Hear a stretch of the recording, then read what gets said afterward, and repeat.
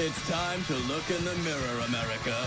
Do you like what you see? I keep referring to Obama as the magic Negro. Do you like what you see now? Well, suck on this. It's just a mirror, America. Shared sacrifice by everybody. What could it do to you except reflect your image? I did nothing wrong at the Minneapolis airport. The Majority Report. Far more credible to me than PBS and Frontline. The Majority Report with Sam Seder.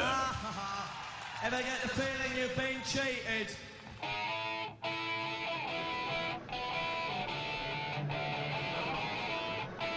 It is Friday, October 20th, 2017. My name is Sam Seder. This is the 5-time award-winning Majority Report.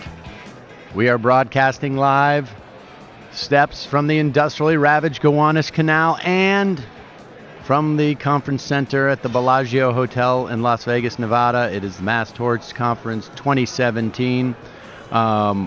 Folks, if it's your first time listening to the program, and if it's the first time listening to the program, and you're not familiar with what we do here during this conference, I interview lawyers who are involved in large-scale class action suits.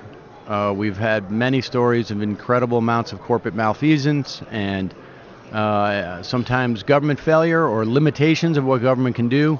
These folks come in and function in many ways, in very broad strokes, almost like deputized posses,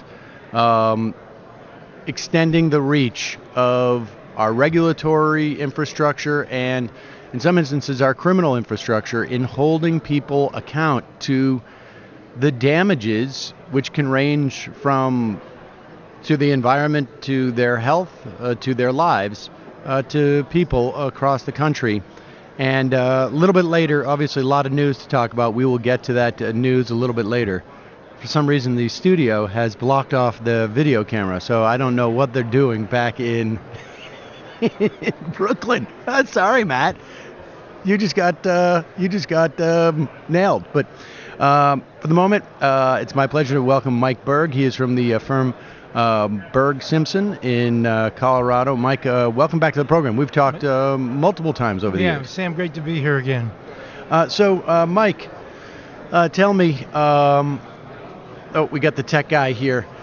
The Ethernet's just not working.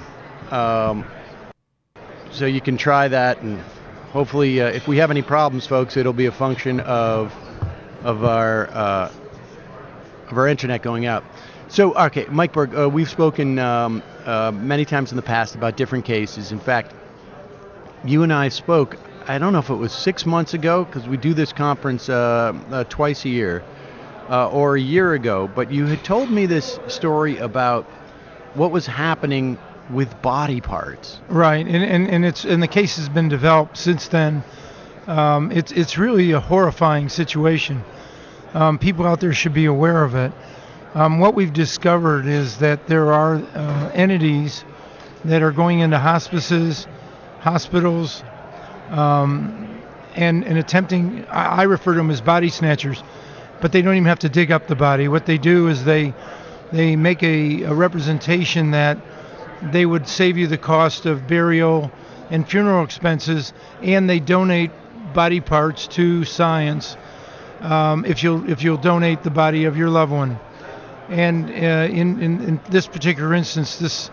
Well, let me ask you this: how widespread is the practice of people donating their organs to science? I mean, well, I think it's very widespread. This is like when we take organ donor. Absolutely. Is that what we're talking about? Absolutely. Okay. And you have it on your driver's license, and you become a donor. And I've been a donor for years and years and years until I got involved in this case. And I will tell you that we've talked to FBI agents who actually raided this facility, and they've no longer been a donor. And so you have to be really careful if you're going to be a donor as to who you end up donating to, because this story, and it sounds like a Halloween tale, but it's not. It is really, really a tragic situation.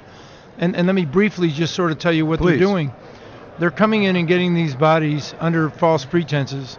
We know of cases where... No, wait, so who is the they? Well, in this particular instance, the defendants in this case are BRC Arizona and BRC Illinois. But there's other companies out there that are similarly situated. We've done more research, and the what I'll describe as body snatching is fairly widespread. And again, these are the allegations in our case. There's been no trial yet, but the allegations that have been made and the documents we've seen is what happens is they go in and they make representations that these bodies would be used for science, particularly whether it's Alzheimer's and the brain will be used. And ultimately, there are some laws that prohibit people from selling body parts for profit. So what they do is they go in and they are allowed to transfer the bodies for their costs. They transfer it for their cost to a third party who in many cases is part owner or secretly a part owner of the other company. And then that company then takes those bodies and they sell them on the black market in Southeast Asia. There's a price list actually that we showed here at the conference. And in many cases they'll sell them to the Department of Defense improperly where they haven't gotten the proper release. And we know of cases where people were told that the bodies would be donated for heart disease or Alzheimer's, where the entire body was sent to the Department of Defense to be used as a crash dummy, blown up. And the scary part is they then send you back, quote, the remains, the ashes. We've tested them. We can't tell if they're actually human ashes or not because of the nature of the cremation process, the way it's burned up. But we do know that the ashes that the people have gotten back are not the ashes of their loved ones. And yet that representation has been made. And when the FBI raided, I mean, there were body parts in bags, in freezers.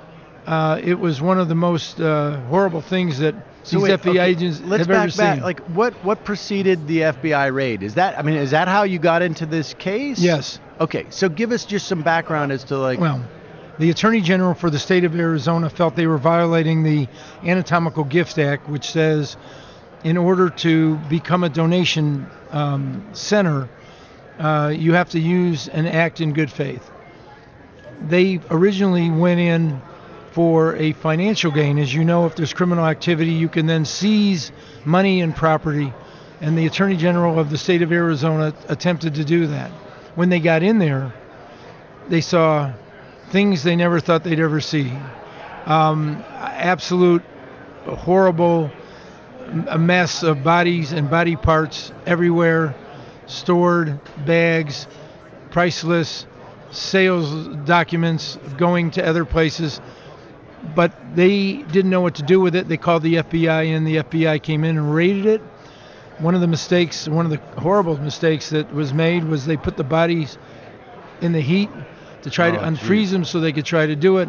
It became a hazmat problem, and then the FBI got involved, and we have FBI statements which shows the collusion between the parties and what's going on here. And so you're here. And I can give you a few more examples, but the danger here is that when you think you're doing something for the good of society, for have your loved ones or your body donated for science, unfortunately, in this particular case and in other cases that we're aware of, those body parts are being sold piecemeal. For example, price for a head, price for a shoulder. So are these entities under criminal? They must be. Are they? Because it seems to me there's a couple of issues here, right? I mean, it's fraud seems to be the big one. There are some of the individuals. One individual was indicted, pled guilty, and quite frankly, he was given a very, very easy sentence, serving only in probation, where the judge and obviously our clients and others are really upset with that. The desecration of a body is and the mishandling in almost every state is a criminal offense. The FBI tied this into a ring that goes throughout Illinois and Michigan based on their affidavits, which we rely on. And there's criminal prosecutions going on both in Michigan and in Illinois. as well as the one that occurred in Arizona. And you're representing, obviously, the families of the deceased who thought they were, either the families thought they were donating or the deceased thought they were donating their bodies, their organs to science, as opposed to being used for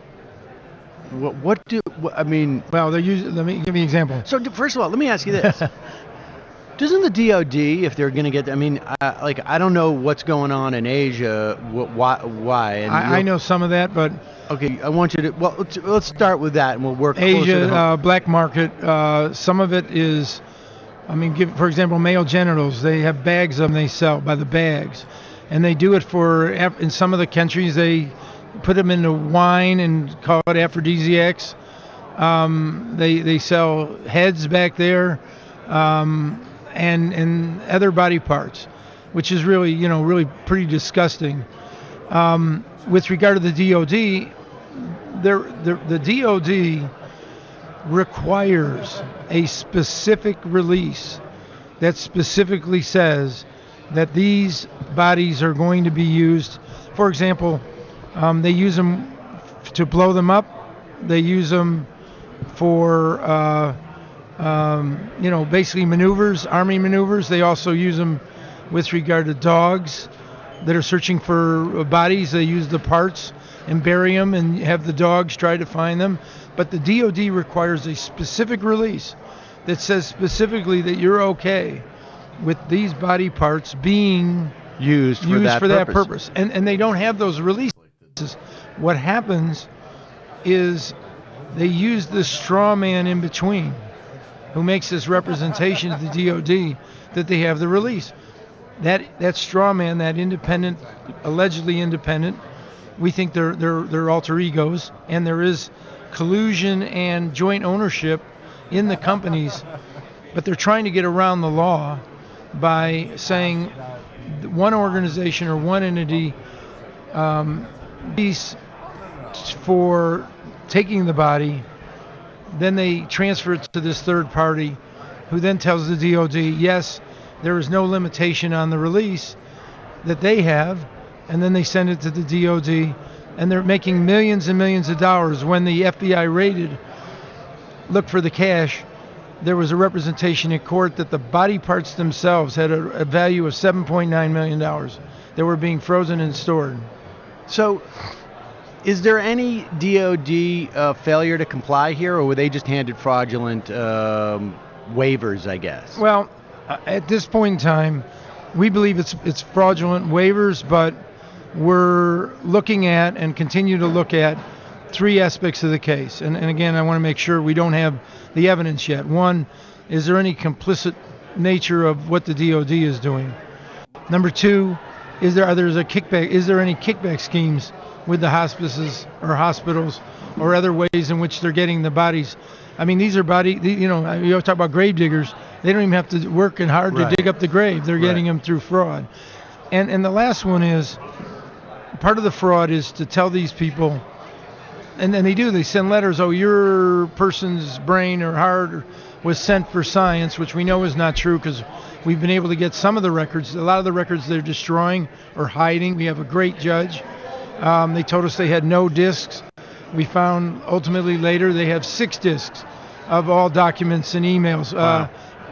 We have thousands of emails that have been, in our opinion, erased. So it's a fight, but the emotional damage, knowing that your loved ones did not go through the proper procedures or process, or that the remains that you have in an urn on in your house or wherever you may keep them is not the person that that they used to be. And so, how widespread do you think this is? We believe, and there's been a book written and there's been articles written by the New York Times, that it's a national problem. The sale of body parts is a billion-dollar business, and that it's going on everywhere. In New York, for example, they allow someone to become a medical director for these facilities. And again, I want to make sure everybody understands there are legitimate organizations and facilities that actually do send your body of your loved ones to legitimate medical purposes. And so what you need to do before you allow them is to check who they are, find out where they've been, what they use, and make sure that there's no transfer to a third party. When I become an organ donor, am I informed like what entity will be? I mean, I guess I've always just presumed it's, the hospital will take care of it, but that's not what happens. Well, sometimes it is. Sometimes the hospital will look and see if you're an organ donor and they need a transplant of a kidney or a liver. Locally, absolutely. But this is different. What they'll do is they'll come in and get access to the hospice or the hospital and come in and say, we can save you, this is the hook, and be worried about it. We can save you the funeral expenses. We're going to save you money, and we're going to make sure that the body is dealt with in a way that is honoring your wishes to make sure that the body will be donated for science. And then the people, the next of kin, they sign the release, and then what I've been explaining happens to the bodies. Is there a national database of how many people are organ donors versus how many legit scientific institutions or medical institutions? Not that I'm aware of. Because that would obviously give you a pretty clear sense of how many of these bodies that are being donated actually may go to where they're meant to be. Right, but it's even worse than that, because they're required to have a medical director. Bless you. Excuse me. They're required to have a medical director. New York sells medical director licenses to anybody. You don't have to take a test to become a medical director for any of these places. So in our case, they've got medical directors who have no medical backgrounds. And they go to New York and they get a license. So they say, we license medical directors with regard to these organizations. No basis, just taking the money in. And that's something, in fact, there was a New York Times article written about that needs to stop. Right. It's the case, we're in the middle of it. It's a war. We have a great judge. And who are you representing? All as a class, or is it individuals? Well, unfortunately, there's hundreds of people that would want to be represented, but if we don't have the documents, we can't represent them. It could not be a class because the representations that are made to each individual is not the same. So we wouldn't pass the test in order for a class action that everyone is similarly situated. So right now we have, I think, 35 individual clients from both Illinois and Arizona. We have, I believe we may have one client from Michigan. We know those states are involved based on the FBI investigation, but we also know, in talking to the FBI, this is really an underworld thing that's going on throughout the country. And I think the public should be made aware of it, and that's one of the reasons I'm here talking to you today. All right, well, Mike, I really appreciate your coming here and telling us about it. It's gruesome stuff. And I guess is there, I mean, so if I am interested in donating an organ, how do I ensure that I'm not caught up in that? I'm still not cleared. Like, You're not. And in fact, we had one case, which is not really related here, where they wanted to take someone off a respirator to go in and get their organs, and the family wouldn't agree to it, and the person recovered 100%. And had they agreed at the time, and I won't tell you the name of the hospital, and I won't tell you the facts and circumstances, but whether that was a legitimate or whether it wasn't, you have to be very careful in today's this idea of being able to once you hear they're going to save you the funeral expenses, once you hear that kind of a con, which is what then you have to be really cautious. This is a classic case of it sounds too good to be true. Correct. It probably is. Mike Berg, thanks so much. I really appreciate your time. Always today. Great to be here. Thank you. All right, folks. So guys in the studio, let's run the Burton LeBlanc piece. This is This is another interview I did. I pre-recorded it yesterday on the opioid epidemic in this country, and it just gets a little bit more granular into how we got to this point. We interviewed yesterday Peter Mouget on this topic, and LeBlanc is handling a slightly different part of the case. Some of the terrain was covered there, but we're dealing with tens of thousands of deaths a year now from opioid addiction. The President of the United States has tried to make this an issue of Mexican immigrants. And the reality is, this is a fairly explicit problem with capitalism. The lawyers here, I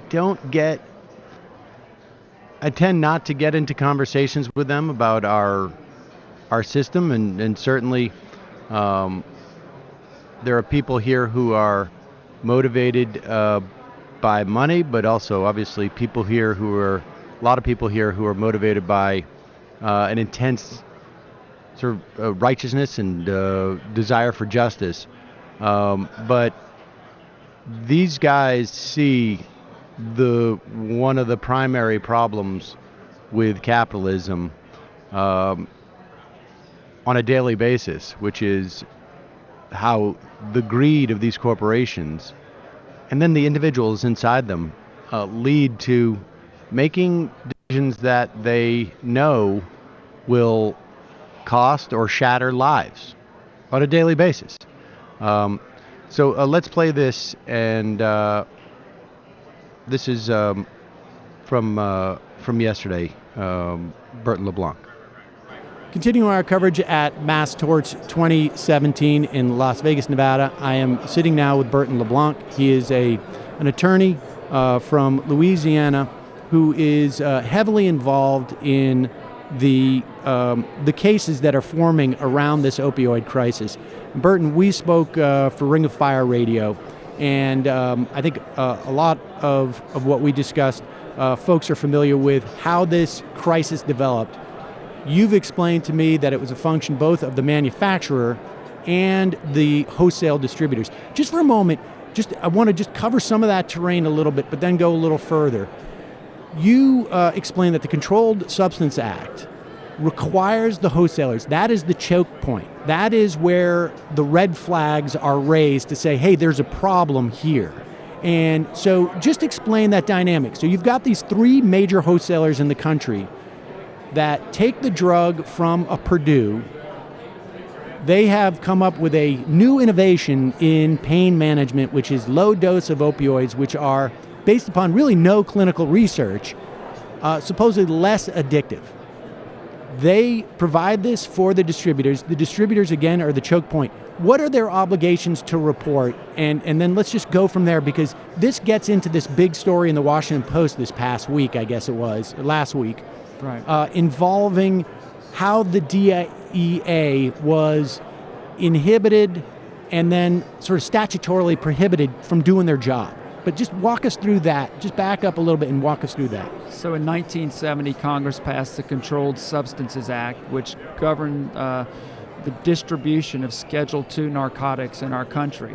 And Congress, in their wisdom, determined that these products are addictive to America, and we're not going to allow a capitalistic society sell as many opioid drugs as the American public will consume. This isn't going to be selling as many Toyota trucks to the people in Mississippi they'll buy. In their wisdom, they determined that we're going to have a closed system and have a middleman called the wholesale distributor to act as an intermediary between the manufacturer and the consuming public. And the wholesale distributor's obligation, in order to have this privilege, is to report to the DEA anytime they see suspicious orders defined as an increased size, frequency, or deviation from a normal standard or pattern. And when they see this, they're supposed to halt the order, cease and desist, stop the order, and make sure that the end user has systems in place where diversion, that is, it won't go to an illicit use, that will not occur. And so how many years was it that they experienced that change in frequency? I mean, all those standards were sort of blown through. How many years was that happening before the DEA said, hey, you guys have a problem here? I would say around the year 2000, the volume of opioid pills started to increase and started to spike. We started seeing some societal effects in the 2005-2006 timeframe. That raised questions in the DEA. The DEA started investigating these wholesale distributors. They brought them through administrative hearings. Ultimately, they were found responsible or liable, and they paid penalties for their behavior. And so, all right, so they get slapped with a fine, and you've described it as like, okay, thank you for the speeding ticket. I know I can go another 150 miles at 90 miles an hour. Hey, I got to pay another one there. That's fine because I'm making so much money that's just simply the cost of doing business. We got to pay our health care for our employees, and we pay this fine, and that's fine, and we continue to wreak this havoc. That's absolutely true. These three companies came out of thin air and now make $400 billion a year in annual revenues, largely on the back of America consuming opioids. And so then, as a response to they're sitting in their corporate headquarters and they're saying, hey, these fines are starting to mount up a little bit. They have two choices, I guess. One is we should stop doing what we're doing. And this is, putting aside for a moment, because I want to talk about, what goes through the mind of an executive who sees, I can see the horror that's happening here, but the important thing is the fine. And so we can pay these fines, but we can raise our profit margin by lowering these fines. Right. And so what do they do then? Well, you would think enough's enough, right? I mean, how much money's enough? And in this instance, they, Cardinal Health and McKesson hired some of the top DEA lawyers and enforcement agents. They brought them in-house, the revolving door of Washington, D.C. They hired some of the top former lawyers from the Justice Department, some of the top chiefs of staff from Capitol Hill. They then brought to Capitol Hill legislation that would make it even harder for the DEA to enforce penalties and fine these companies. And in fact, it was Donald Trump's his nominee. I mean, tell us about that. Do you have a sense of what his role was? Yeah. I mean, who's now withdrawn, I guess. Yeah, Congressman Marino from Pennsylvania was the lead author on this bill. And listen, there's no doubt in my mind that money made a huge difference. These companies paid thousands, if not millions of dollars in campaign contributions to achieve their ultimate goal, and they got it. They changed the rule. So what goes through, I mean, you guys go through thousands, sometimes millions of pages of documents to determine what? When you're bringing a case, what is it you're determining? What do you need to determine to win a case like this? And I want to talk about who the plaintiffs that you're representing, because that is also a story in and of itself, I think. But what are the things that as a plaintiff attorney that you need to prove that they knew? If they're complying statutorily, right? They're paying their fines. They've gone through the political process in quotes and have changed the fine structure. But what do you need to prove to hold them liable? Right. So, that differs a little bit whether you're representing a city, county, or state. So the different standards of proof exist. But let's use Huntington, West Virginia, just as a quick example. Huntington was ground zero for the opioid epidemic. Huntington, West Virginia is largely why I'm involved in these cases today. A great lawyer there named Paul Farrell was sick and tired of seeing what was going on in his community. He was sick and tired of these companies paying a fine to the federal government or an attorney general getting a fine, but none of the relief coming back to the community where the real harm and damage was occurring. Huntington has a population of 100,000 people. 20% of the babies born in Huntington last year were born with neonatal abstinence syndrome, meaning they were addicted to opioids. The judges there are separating mothers from children. they have a real problem. The overdose rate in Huntington and West Virginia is higher than anywhere in the United States. So in Huntington, for example, we have filed a lawsuit claiming that these companies have caused a public nuisance. And the public nuisance is unabated. And these companies have to abate the public nuisance by paying real dollars to the community where they've caused harm. Increase services for medical, emergency care, criminal, drug courts. We want to build a first-rate neo-NIC unit. We want to have a rehabilitation facility for people. 4 out of every 5 people that end up on heroin started on prescription opioids. So there's a definite link between the opioid epidemic and now heroin use. And we intend to prove that in our case as well. And so you need to prove the harm, and the culpability is there, just it is prima facie, I guess, on some level, because they got fined for this, right? I mean, they violated the statute, and we're going to prove that. But more importantly, the manufacturers and the wholesale distributors that we've learned through our experts and their front groups, they actually conspired together. And they conspired together to artificially inflate the quota. That is, how many opioid pills would be sold in the United States a year.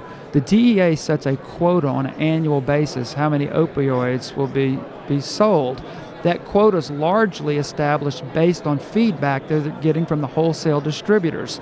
If the wholesale distributors are not reporting suspicious orders, which would bring down the quota, then they're artificially increasing the quota, thereby inflating their profits and the profits of the manufacturers. In our opinion, that's a clear violation of the RICO law, and we intend to bring it to them directly. All right, so if I understand, what they're doing is almost like padding what the normal baseline would be, so that when they even exceed that, it doesn't look like they're exceeding a normal baseline. But the normal baseline that they've established, because there's a sort of a self-reporting quality to this. Yes. The normal baseline is fake. And they've just inflated it to make it look like this is the normal consumption for these type of drugs. Exactly. Wow. So let me ask you this. Why go to the counties? Why go to the municipalities? Why go to the states as opposed to have a class action of people who have been addicted? I mean, this is sort of reminiscent in a way of the theory that the tobacco litigation took place. But how is it different, and why find these plaintiffs? It's a great question. Listen, like the tobacco industry, we knew what the tobacco industry did was wrong. Marketing to teenagers, lying about the addictive propensity of nicotine, spiking nicotine in cigarettes, using Joe Camel as advertisement. Likewise, the opioid industry, all the things I just described are just wrong. But for a smoker individually to take down the tobacco industry, those are tough issues when you have choice involved or perceived choice with the jury. Likewise, somebody addicted to opioids or heroin taking on this industry presents some different challenges. But like in tobacco, where they recovered the medical costs incurred by states as a result of their bad conduct, we are seeking the costs incurred by cities and counties as a result of the conduct of the opioid industry. And where are the doctors in this? Are the doctors...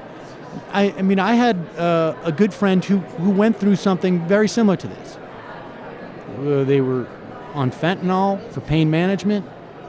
Their use got out of their control as a patient, and the doctors were by the end of this process. Thank God he was able to live. Fentanyl is one of those things where it's tough to come on the other side of this. Exactly. But his doctors were even apologetic because they didn't fully understand it either. There's a great book called Dreamland by Sam Quinones, and I offer any of your listeners that want to learn more about this story to pick up the book. It's spectacular. The doctors are a mixed bag. We have bad doctors who took advantage of this system and created pill mills and made millions of dollars addicting people. The medicine changed in the 90s. Pain became a threshold issue where doctors were judged on how they were treating pain. Hospitals were rated on how pain was tolerated in their settings. in addition, how medicine was delivered in our country with primary care physicians seeing as many people as possible in a day.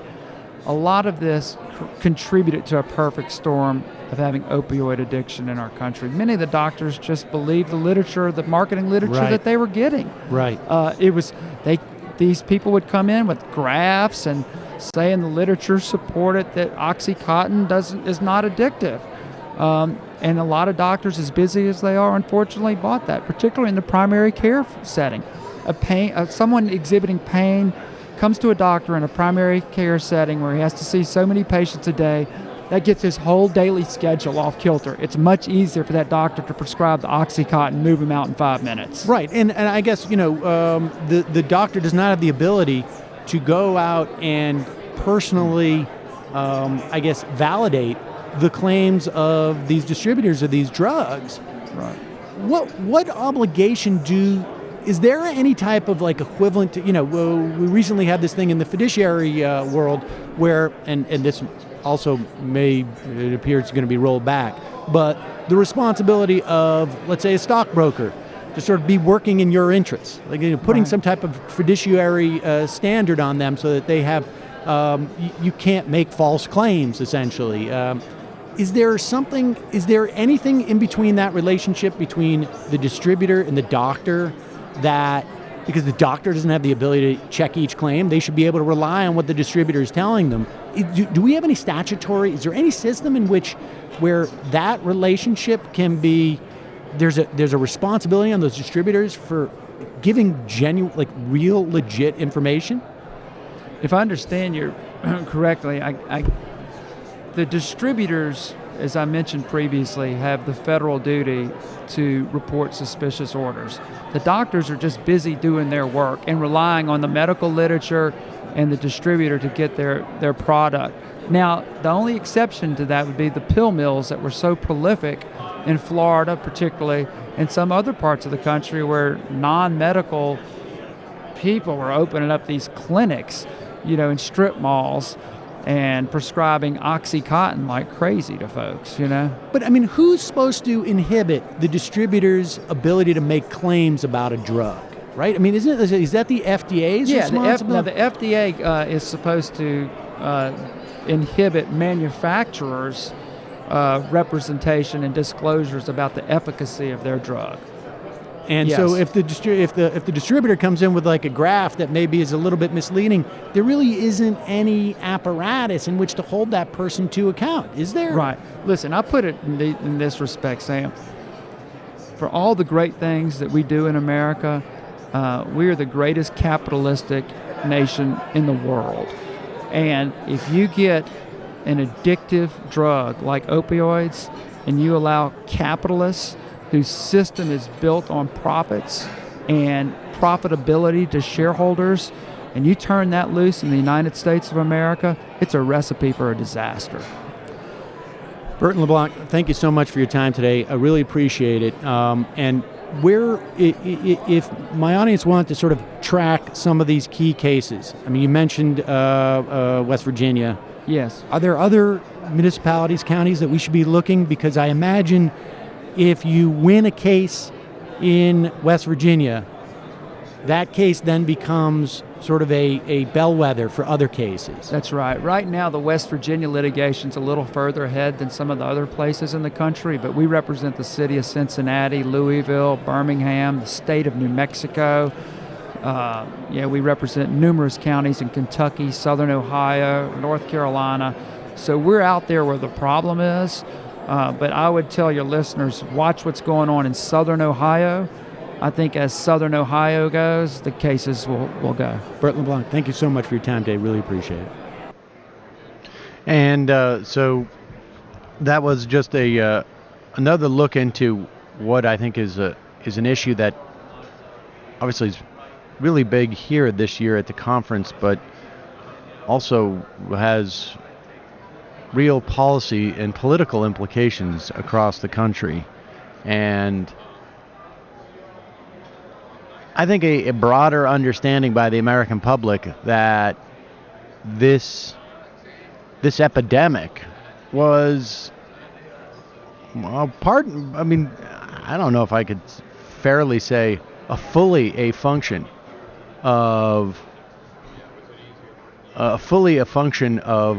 corporate malfeasance, but it's pretty darn close. I mean, about as close as it can get. And certainly a large percentage of it was that, like LeBlanc said, 5 out of 6 heroin addicts in this country were using prescription opioids first. All right, now I want to turn to something. I think this is the first non-lawyer that we have had on this program in the 5 years plus maybe now that I've been coming to this conference. But the nature of what this guy is doing, I think, is going to be of a lot of interest to you folks in the audience. I think probably to people in the office back in Brooklyn. Well, you're going to want to listen to this one. And certainly I know if Kelly is listening today, she's going to want to hear this as well. But I said if. I don't know. But if she is, now you're going to hear it, Michael. Nice. For that crack. It wasn't a crack. It was a legit question. Okay. So I don't know. Okay, all right. Kelly's listening right now. All right, so sitting with me right now is Jared Johnson, and I met him at this conference, one of the few people I've met at the conference, not at the blackjack table.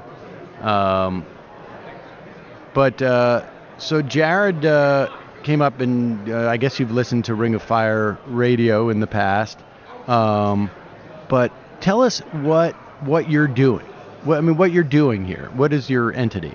Well, so I've been affected personally by debt collectors when I wasn't making any money, when I was newly married, when I was just a young entrepreneur trying to feed my family. And so when I got into working, some marketing for attorneys, a group of those attorneys sued debt collectors, and I was introduced to this vertical, this practice of suing debt collectors through getting help with actual debt collectors in my own personal life. And lo and behold, stumbled on what I felt was a missed opportunity in the United States to help consumers and give them some sort of light on a hill to get help if a debt collector is actually bothering them or doing something they shouldn't be doing. And today that's a violation, any violation of the Fair Debt Collection Practices Act, violation of the Telephone Consumer Protection Act, or Fair Credit Reporting Act violations.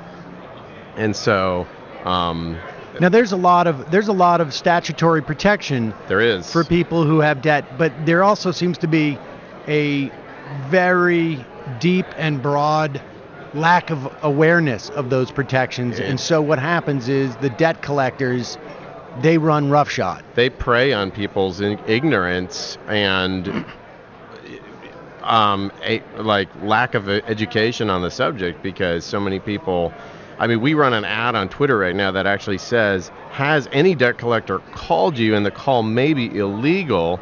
And what we're saying by that is, if a debt collector calls your phone without written permission in advance, using an automated telephone dialing system, the debt collector is actually obligated to pay you a $500 fine for every single call that violates the Telephone Consumer Protection Act. Nobody knows this. So, okay, all right, let's back up. Tell your personal story, on how you got to this. So you're working in some marketing, which a lot of the vendors here, they help lawyers sort of advertise that they're covering a mesothelioma case or something like that. So you're around lawyers, and it's making you a little bit more savvy, maybe, to your rights in these instances. It is. And then what happens? Your wife, right? Yeah, my wife was getting phone calls on her cell phone from a mystery number, and we decided to answer it one night. We were just doing the marital thing where the people sit in their beds and read their iPhones these days. This is what they do, So we were sitting there, and then her phone rang, and then my phone rang, and she didn't answer it. I did, and it was a debt collector. And so the guy introduced himself. He said he was looking for my wife. I asked him what it was about. He said he's trying to collect a debt. I said, well, look, I'm her husband, so tell you what, if you can send me your fax number, I'd like to send you some information myself. And what I meant by that was I'm going to send him now a debt validation request pursuant to 1692, Title 15, that actually forces the debt collector to validate and prove that the debt is a true debt before attempting to collect the debt any further. So it's a little... Okay, so let me just first ask you this. Yes. Everything seems normal to me. You're sitting in bed reading your iPhones. Yes. But how did you know that there was a statute 1692 about validating your debt? This I actually knew on my own even before I ever got into this, just by reading on the internet, like, things you should do if a debt collector calls you, and like the cowboys of, doing this kind of thing. This is one of the only things they know. So they talk about this first, and you Google it, and you see all these like templates people have written that you. So can if you just don't have sign a in. fax machine, can you email You can it? just send it in the mail. Oh, the physical Yeah, mail. Physical mail. And what is it you write on this? So the debt validation notice just says, I'm requesting that you prove that the debt is a valid debt, and that as a debt collector you have the right to collect a debt in my state, that you are bonded and licensed, that that the debt itself hasn't lost any chain of ownership. So for instance, if they're collecting on a debt that they don't actually even own or never bought, well then they can't really collect the debt, can they? So I want to prove that, and so we want to show that where did I sign anything? Do you have a physical contract signature that shows that I agreed to take this debt out? I actually truly owe this debt at all. And so you're asking them to prove that you really owe what they are attempting to collect. If they cannot prove this, they cannot continue collecting it. If they don't attempt to validate the debt, they don't send you anything back, they cannot continue to collect the debt. They can't call you, they can't write you? It's a Mexican standoff. You're done right then and there, and I've sent letters out to literally watch it all vanish. This disappears off my credit report, never get a phone call, they just walk away and never call you again. And in some cases, it can stay in your credit report, but they won't collect it.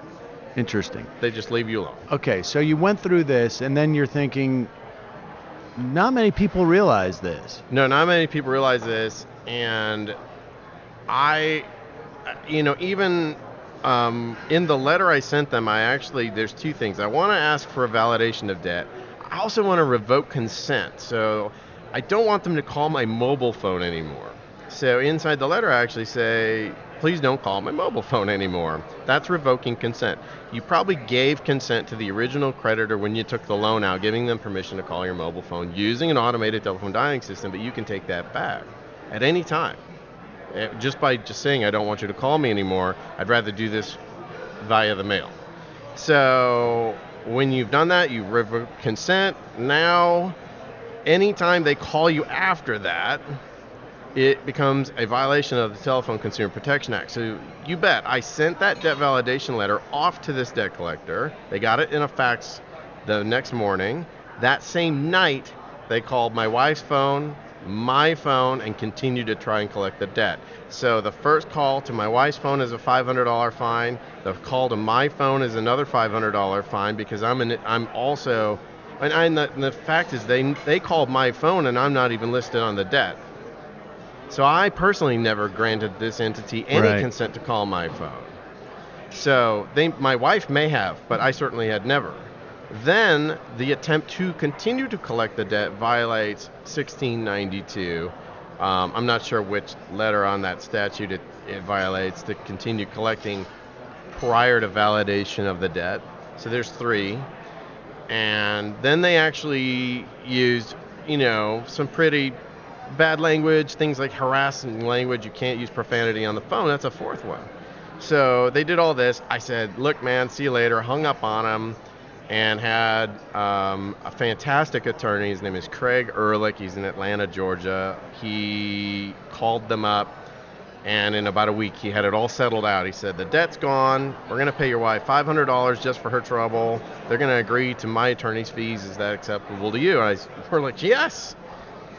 So for all that, in a matter of just a few weeks, we had an extra $500 cash. But it made me think about this, like, well, why isn't there one big, helpful brand that's out there that people can give their information to and then get free attorney? So, because that's the thing with Sue the Collector, all the attorney work is absolutely for free for the consumer because the attorney never charges the consumer. It's not like a car accident attorney where the attorney gets 30% of whatever's recovered.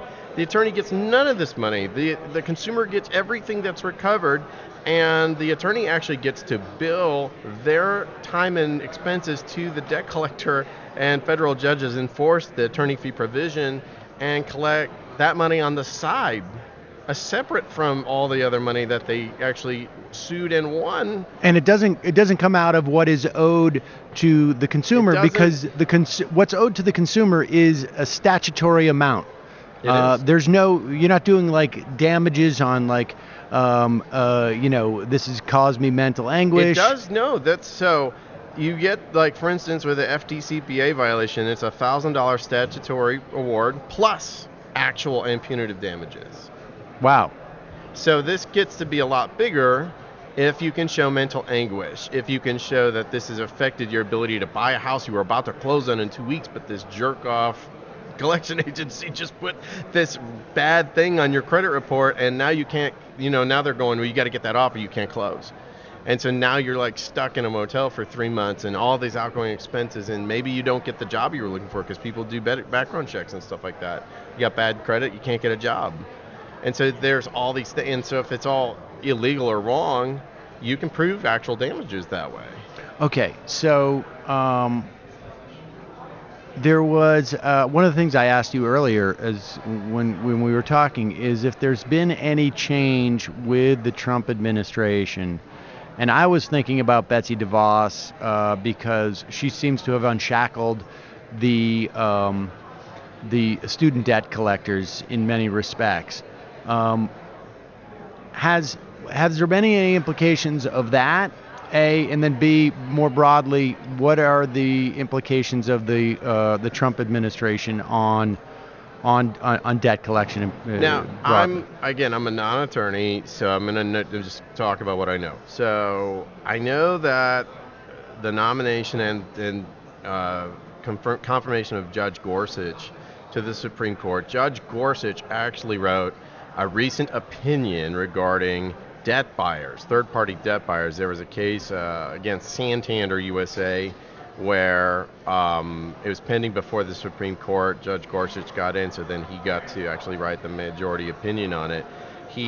They voted that third-party debt buyers should inherit the rights of original creditors. The reason why this is important is because the Fair Debt Collection Practices Act does not apply to original creditors. So when these third-party debt buyers are now considered original creditors again, they can continue harassing, even though they never loaned the money out themselves, even if they buy the debt at 5-10 cents on the dollar. They really don't have any actual monetary interest in the debt, really, except for now they've suddenly... Except for as a commodity, because they were never involved in the original transaction. But there's a catch. So like anything, this is a weird decision that isn't all by itself bad in some way. It is bad. It was fine the way it was.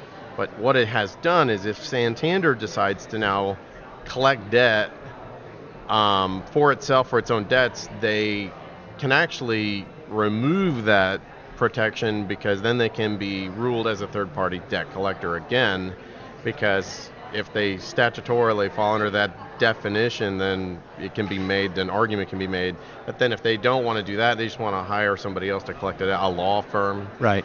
The law firm would then be subject to the Fair Debt Collection Practices Act. So it just passes that roll down one chain.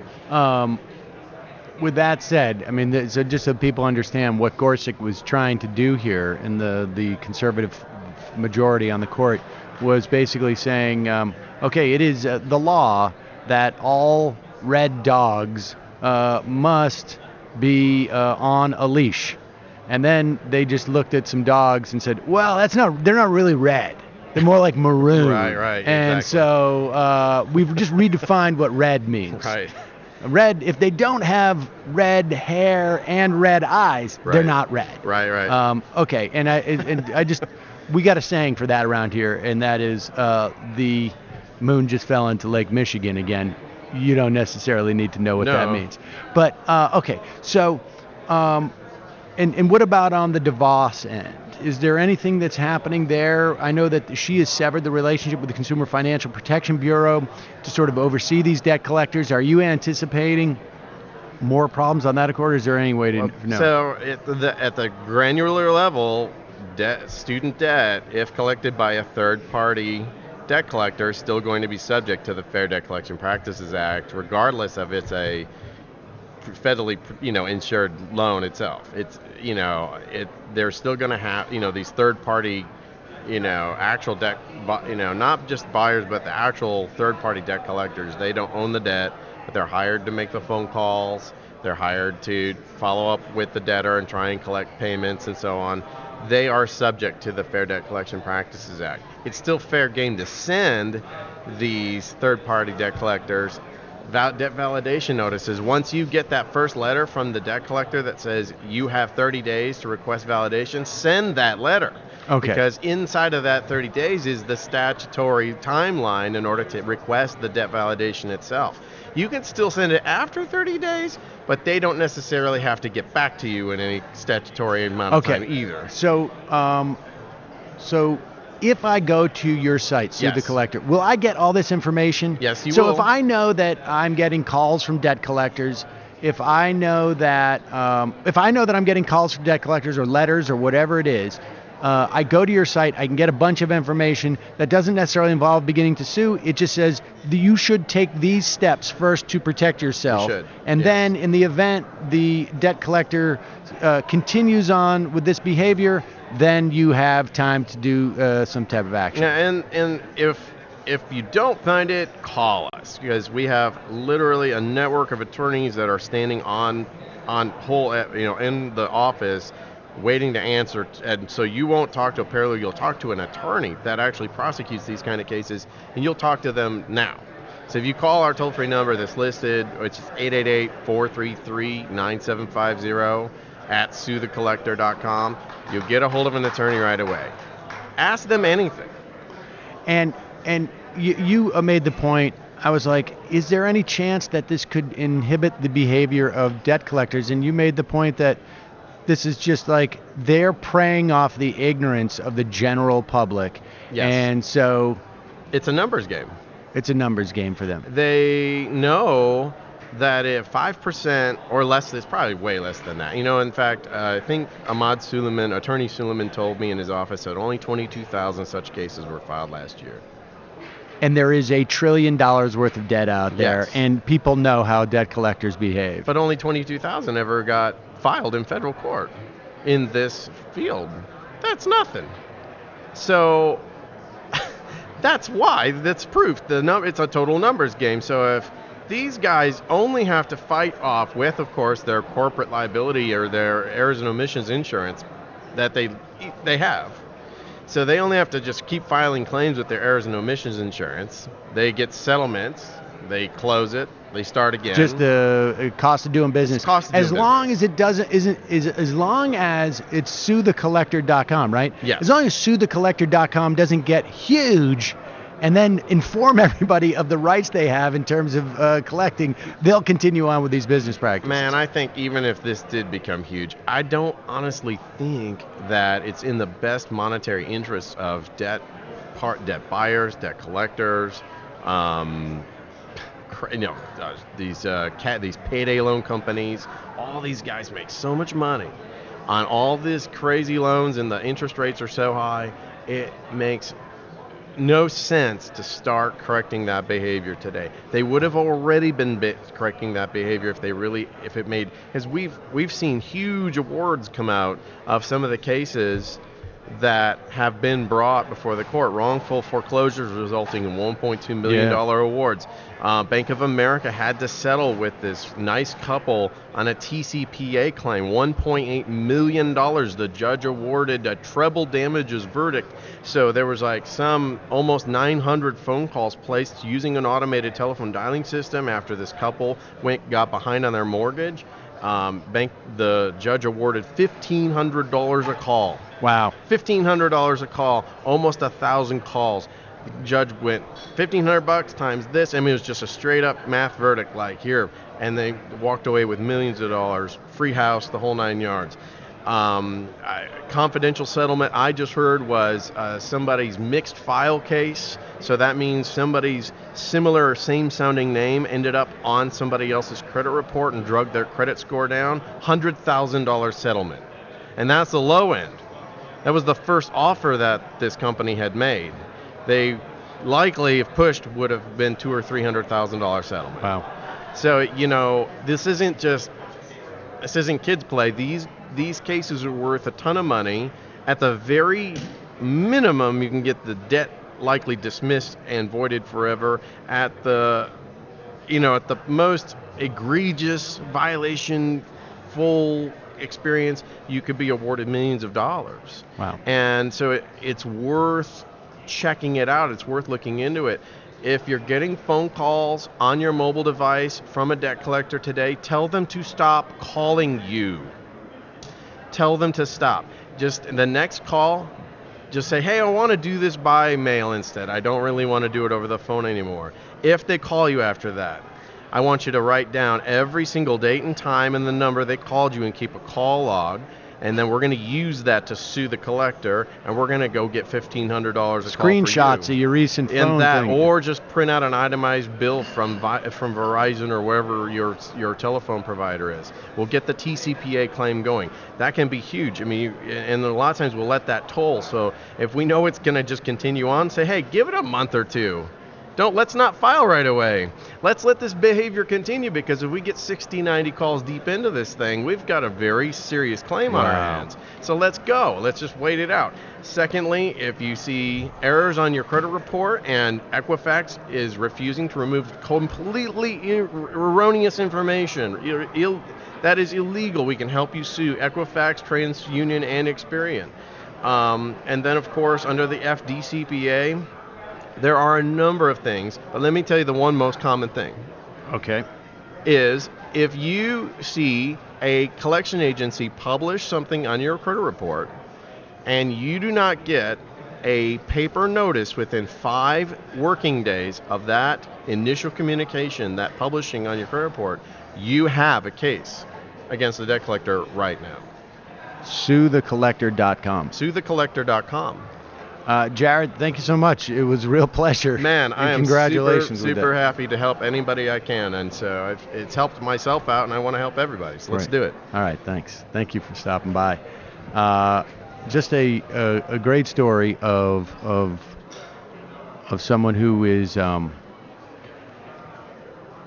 smart entrepreneur, and also apparently the wrong guy for that debt collector to have called that many times. You mean like the best guest that has ever appeared on this program?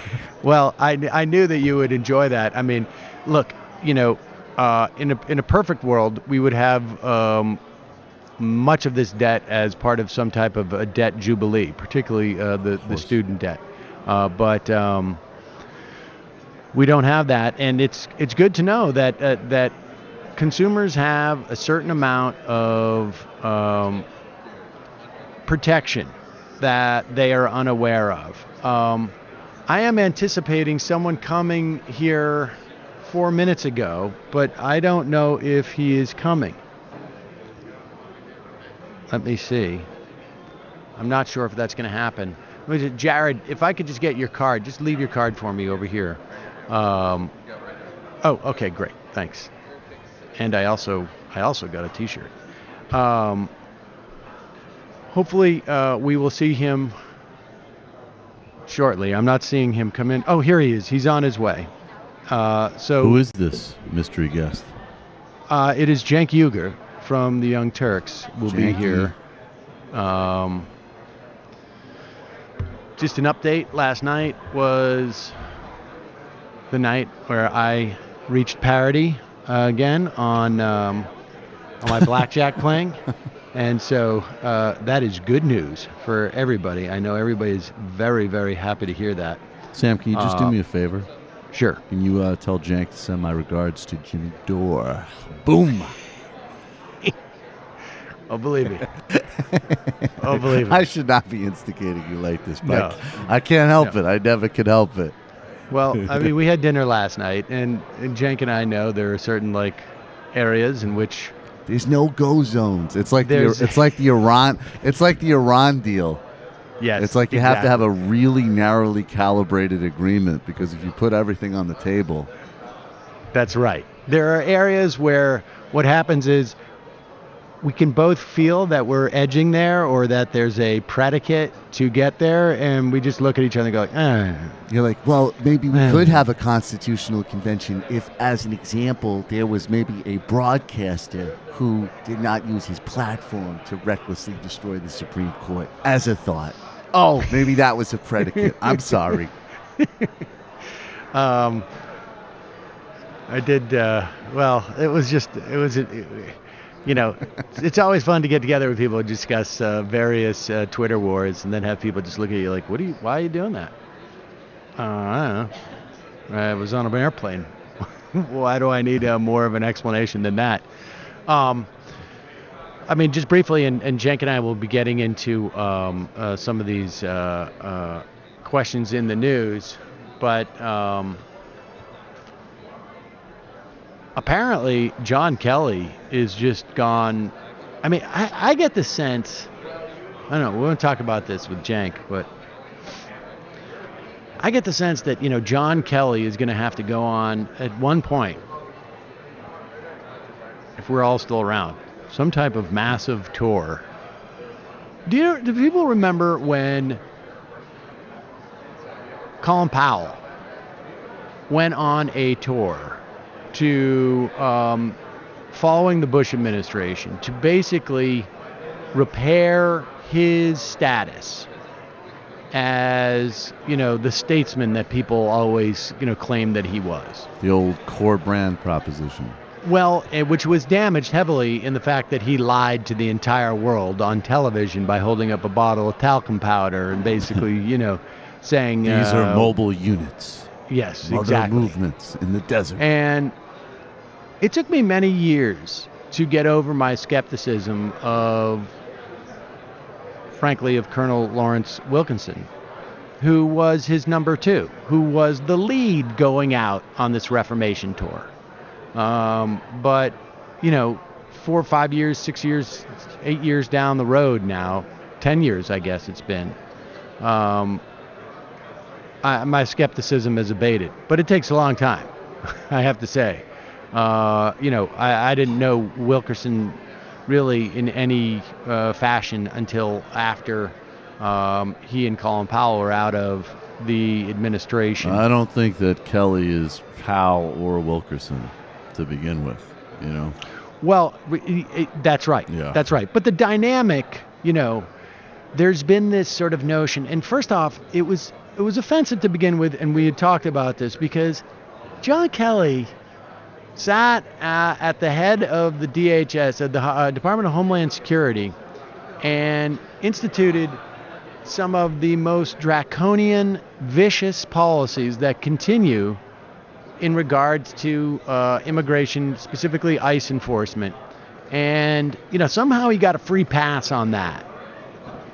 He seemed to have gotten a total free pass on that.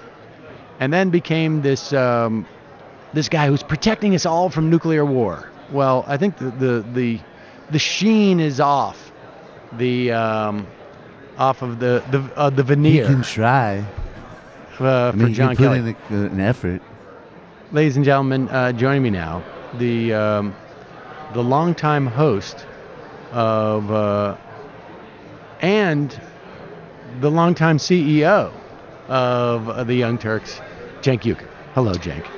Hey, Sam. How you doing, brother? I'm doing well. How are you doing? Good. Thank you for coming in here. I know it was a little bit hectic for you to get down here. You're running around. No, it's all good. Thank you for asking me. All right, let's talk a little bit about the crap show that was yesterday with John Kelly and the guy who's supposed to be. I mean, what is your take on John Kelly? I mean, I have one theory that the day that Donald Trump is out of office, he comes out with his book where he's like, I was held hostage in the White House, and I was afraid of nuclear confrontation on the Korean Peninsula, and so I did horrible things and said horrible things just so I could pretend like I was on his side and he's helping out. I mean, or is it really just he's sort of a douchebag, and there's a little bit of that, but it's also a lot like some of this stuff. There are a couple of factors at play here. So number one, I think that he genuinely believes that he's staying there to prevent some sort of nuclear catastrophe, because it sounds like the Republicans' elders have met in private and decided, no, he's unstable. We got to do everything we can to get him out. Make sure Kelly and Madison, those guys, stay. And then I don't think it's a coincidence at all that McCain and Bush gave nearly identical speeches within the same week. Corker, who's not running again, comes out, says it. So it looks like it's a coordinated effort by the old wing of the Republican Party to go, no, this is too much. And he's like literally unstable. He's mentally unstable. So let's not get to the 25th Amendment. Let's try to do something before then. That's my sense of it. And I think Kelly is one of the guys, and maybe the principal guy on the inside, telling him, go, go, go. Like, don't mess around. You got to get this guy out. Now, that's my How do theory. they get him out? Okay.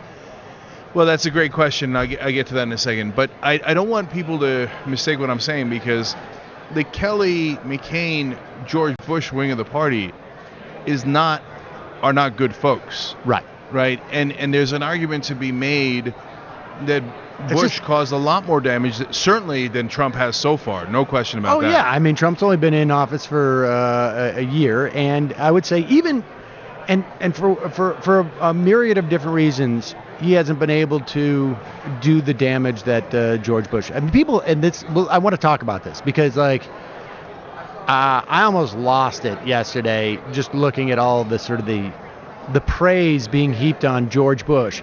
I don't believe in bigotry.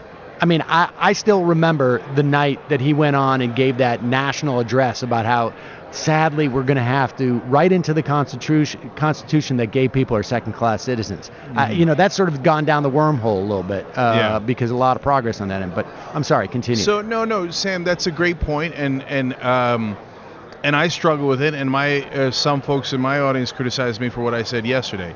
So I really like Bush's speech, and I said so, and I'm really glad that he's doing it. That doesn't obviate the Iraq War and the hundreds of thousands of civilians who were killed. That doesn't get rid of all the other things that he did, gay Torture. rights, and by the way, the Southern strategy and running the 2004 elections on discrimination, etc. So I don't have rose-colored glasses about the old guard of the Republican Party. But I do believe that Trump is a different level of danger. Not because, hey, what is he going to do? The Iraq War? They already did that, right? But because I don't think he understands the gravity of the office, and I don't think he has 1% empathy for any other human being. So the idea of using a nuke for him, I don't think is that big a deal. I genuinely believe that. I agree with that. I mean, that was one of the things that his trip to Puerto Rico just made me like, wow, this guy has an incredible ability to avoid the humanity around him in a way that, like, you don't really see. I'm sure there's a lot of people like that. You just don't see them on display, and you don't see them have the ability to pull this lever. I mean, look, it would be really terrifying to have a monkey be president of the United States, where people were just saying to the monkey, like, hey, don't press that button, and the monkeys just look, because the monkeys. That's where we are. Where we are. And I think that the John Kellys of the world recognize that he is a sociopath because they work with him every day, and they know it's not fake news, and they know that it's way worse than we realize, and that he can make a horrible mistake and insist on it all the way through, and then they have to think about, and there's no way they have not had conversations about what do we do constitutionally, right, if he orders us to do something unconscionable. or what do we do supra-constitutionally? I'm not advocating, but I imagine they've sat there and gone like, what we don't want to get to is where we have to stop him in a way that is unconstitutional. Or what would be the mechanism? I mean, I imagine, of course, how could they not have that conversation? Right? But really? I mean, yeah, it'd have to be almost inhuman not to have that conversation. Yeah, I mean, they're going to. I can't imagine as much of a bad person I think that John Kelly could be. I just can't imagine he's like, I'm willing to have 1 million Korean lives on my, on your conscience, on my conscience, and it might be a lot more than that. So right. That's a real thing. So as unfortunate allies as the George W. Bushes of the world are, and it is an unbelievable state of affairs that we've gotten to a point where the power structure has gotten so right wing that Bush is a moderate ally. Right? That is insane. That's insane. But that's where we are today. And my personal belief is that Trump is way more dangerous than everyone else imagines, and they already imagine him to be very dangerous. So I would do anything to get him out of office constitutionally. So if it's the 25th Amendment, great. If it's impeachment, great. Before I was against it, I changed my mind on the 25th Amendment, because then you open up a door, and then if Bernie's president, they're going to say, 25th Amendment, whatever, right? So it's a dangerous door to open. On the other hand, what is more dangerous is this guy that I am positive is a full-blown maniac at the control of the greatest military ever built by man. How do you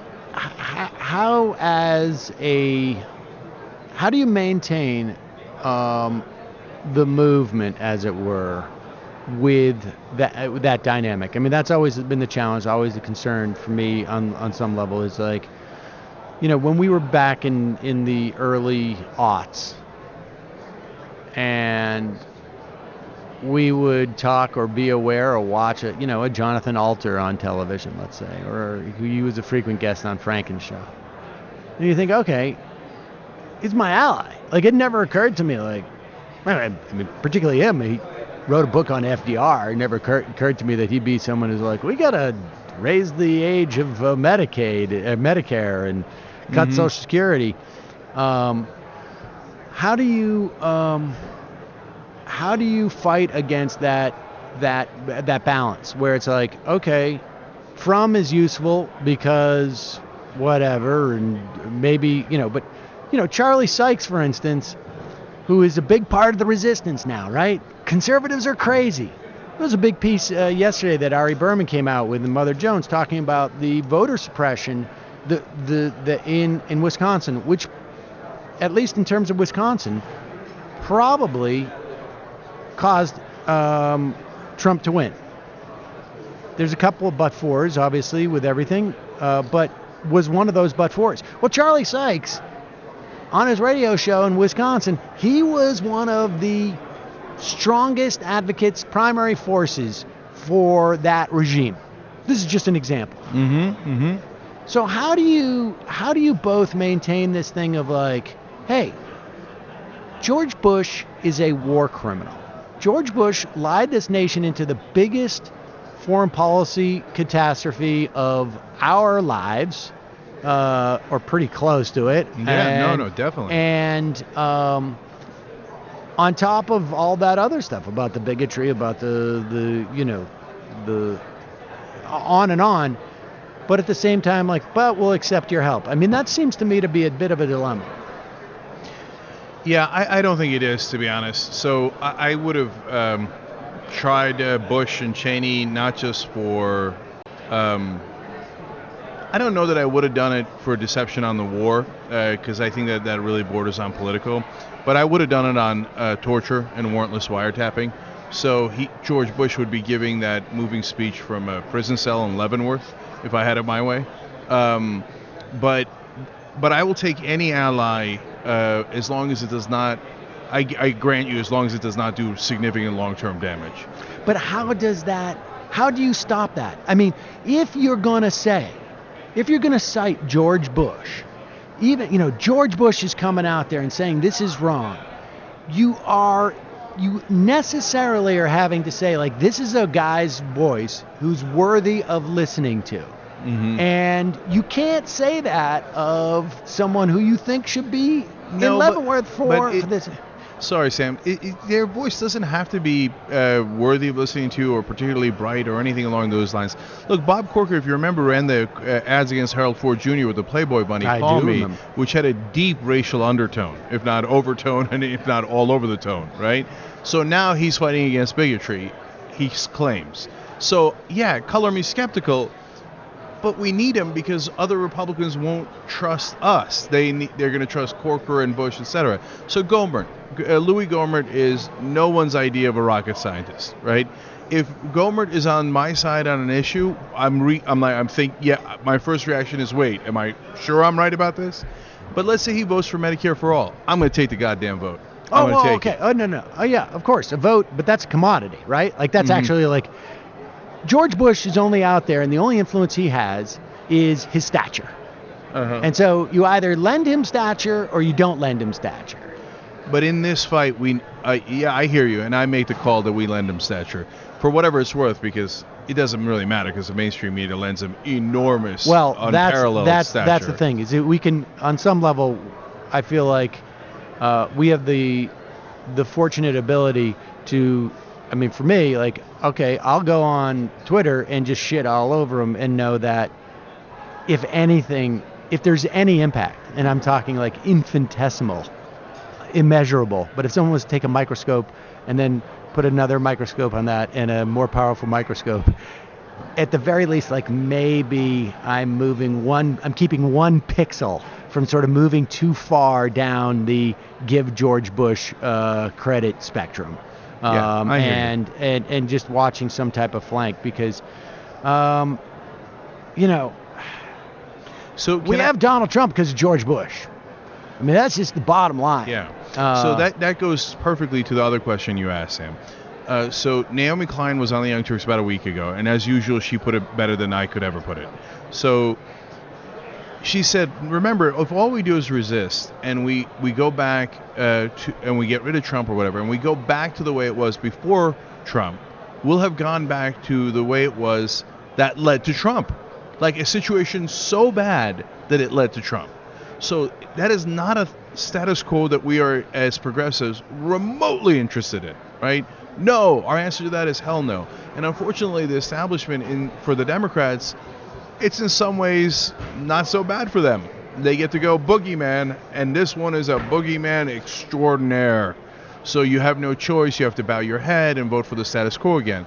But Naomi's point, my point is, that status quo sucked so hard it led to Trump. So we cannot go back to that. And those guys that were fighting that give Bush the credit and et cetera, they're hopeless. What part of the status quo do you think led to Trump? I'll tell you what, the establishment has no idea how much they're crushing the average American. And when I say that, it gets under their skin more than anything that you could possibly say. But they are the establishment. They are oblivious. That is why in 2016... No, I know, but I'm not right, not but in denying. 2016, voters grabbed a brick and said, I'm going to throw it through your goddamn elite window, and I don't give a damn what happens. That's why Trump won. Because they ran the most elitist establishment candidate we have ever had against a guy who was pretending to be a populist.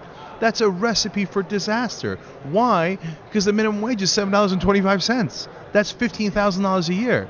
So people are existing on nothing. And then you tell them to be happy about it. They go, screw you, Democratic Party. It turns out you're the elites, and you're the guys keeping me down. That's the status quo we can't go back to, because it leads to people like Trump. So, from your perspective, it's an economic issue. Yeah. So look, there's a million super legitimate issues on social justice that I care deeply about. I think we've reinstituted modern slavery, reinstituted slavery in the modern world.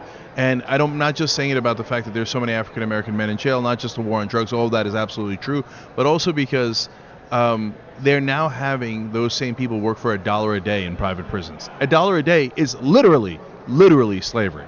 So I cannot wait to end that.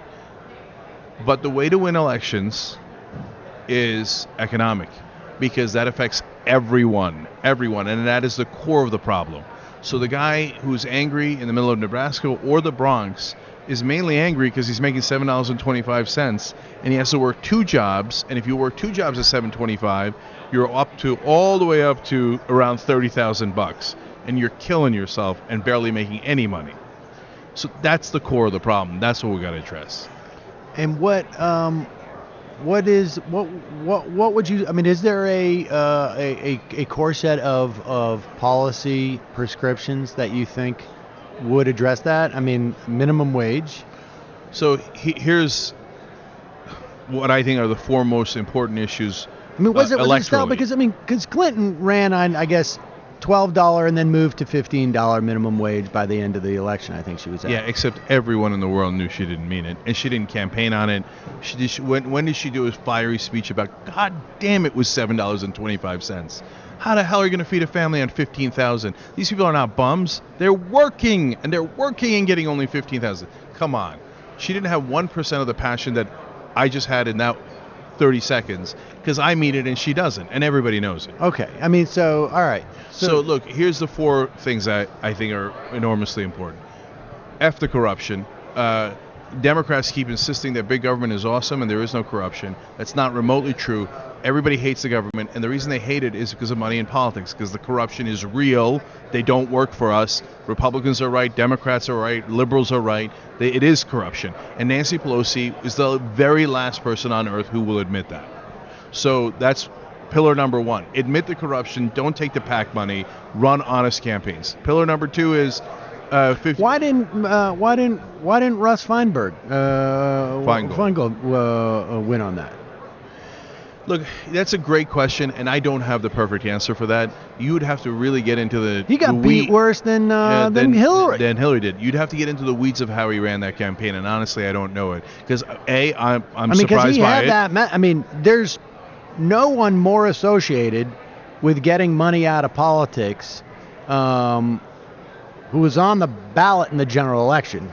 I don't know how fiery he was, Sam. I mean, you gotta really have fire in your belly and say, I'm not going to take this anymore. I can't stand it. But no one could deny. All right, so you see, but what you're saying is that's a performative. I think so. Who could doubt Russ Feingold's commitment to that versus Ron Johnson? Yeah. No, I hear you.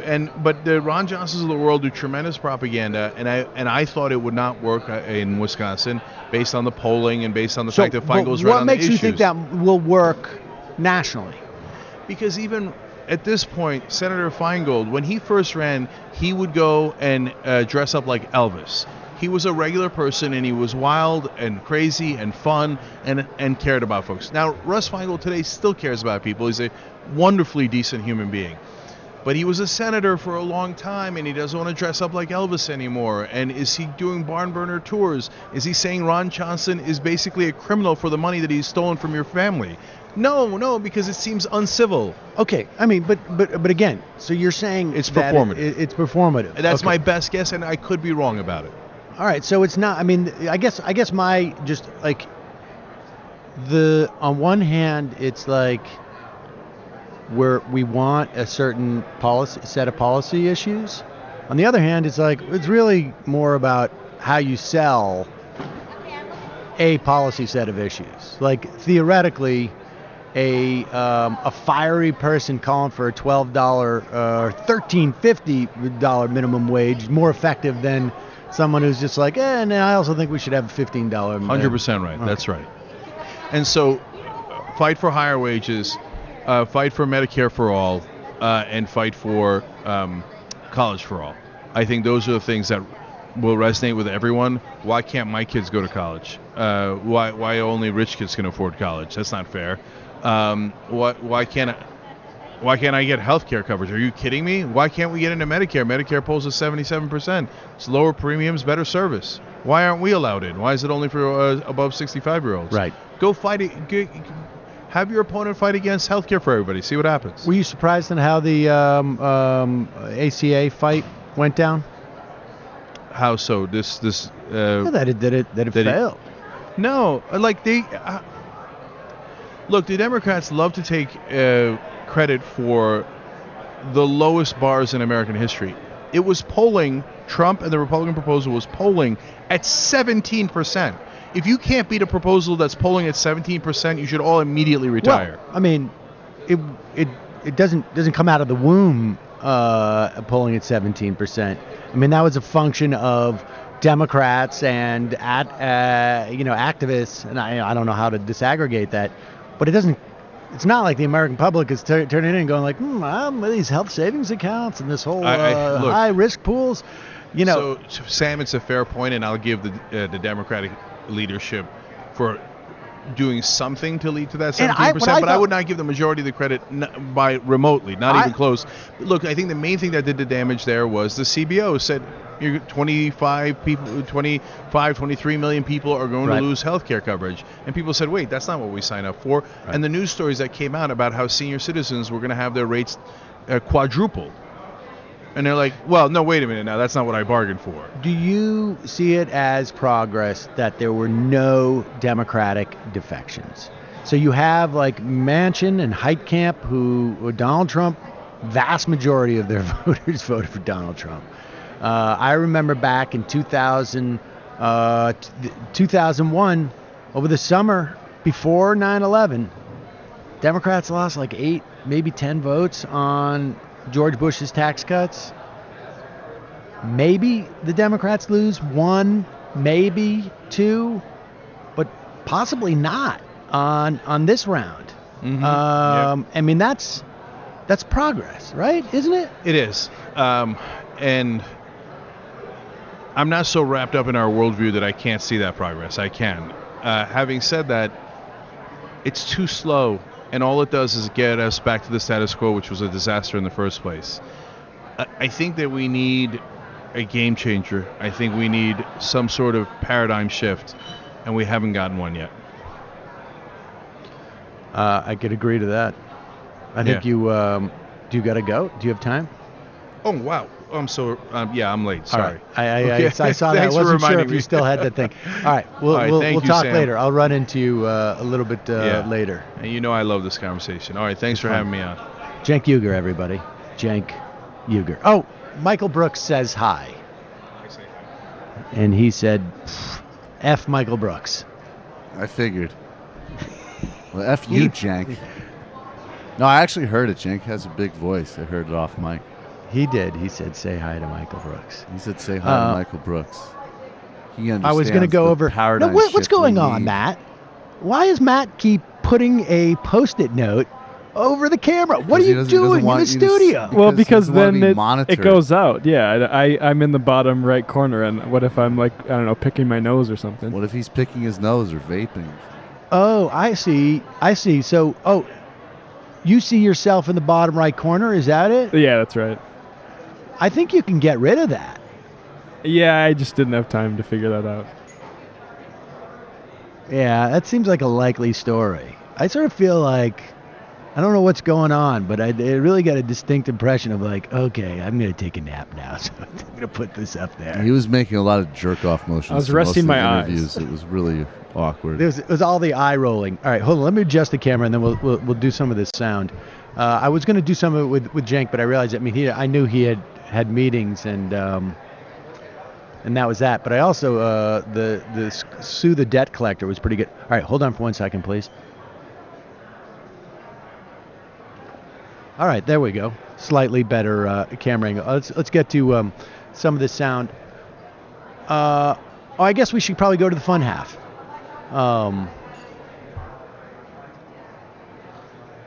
Screw it. We're going to give a freebie Friday. How's that for everybody? Works for me. All right. Well, as long as it works for you. So we will try and get to some of your calls. 646-257-3920 is the number. 646-257-3920 is the number. Michael will be calling in to that call system in just a moment. and I will take your IMs as soon as I find my little IM thing here. I really, it just. Let's start with this. I mean, speaking about my frustration with George Bush. All right. Well, yeah. Here, let's do this. Let's start with this clip of George Bush, who gave a speech. People are making an issue of he didn't mention Donald Trump by name, et cetera, et cetera. I found George Bush's speech to be fine, except for who delivered it, which was George Bush. One of the problems that we have is not holding to account our leaders or the establishment, as Cenk, who was just here, said. And this is, this is the dilemma, right? I mean, you want to hold the Democratic Party establishment to account, good.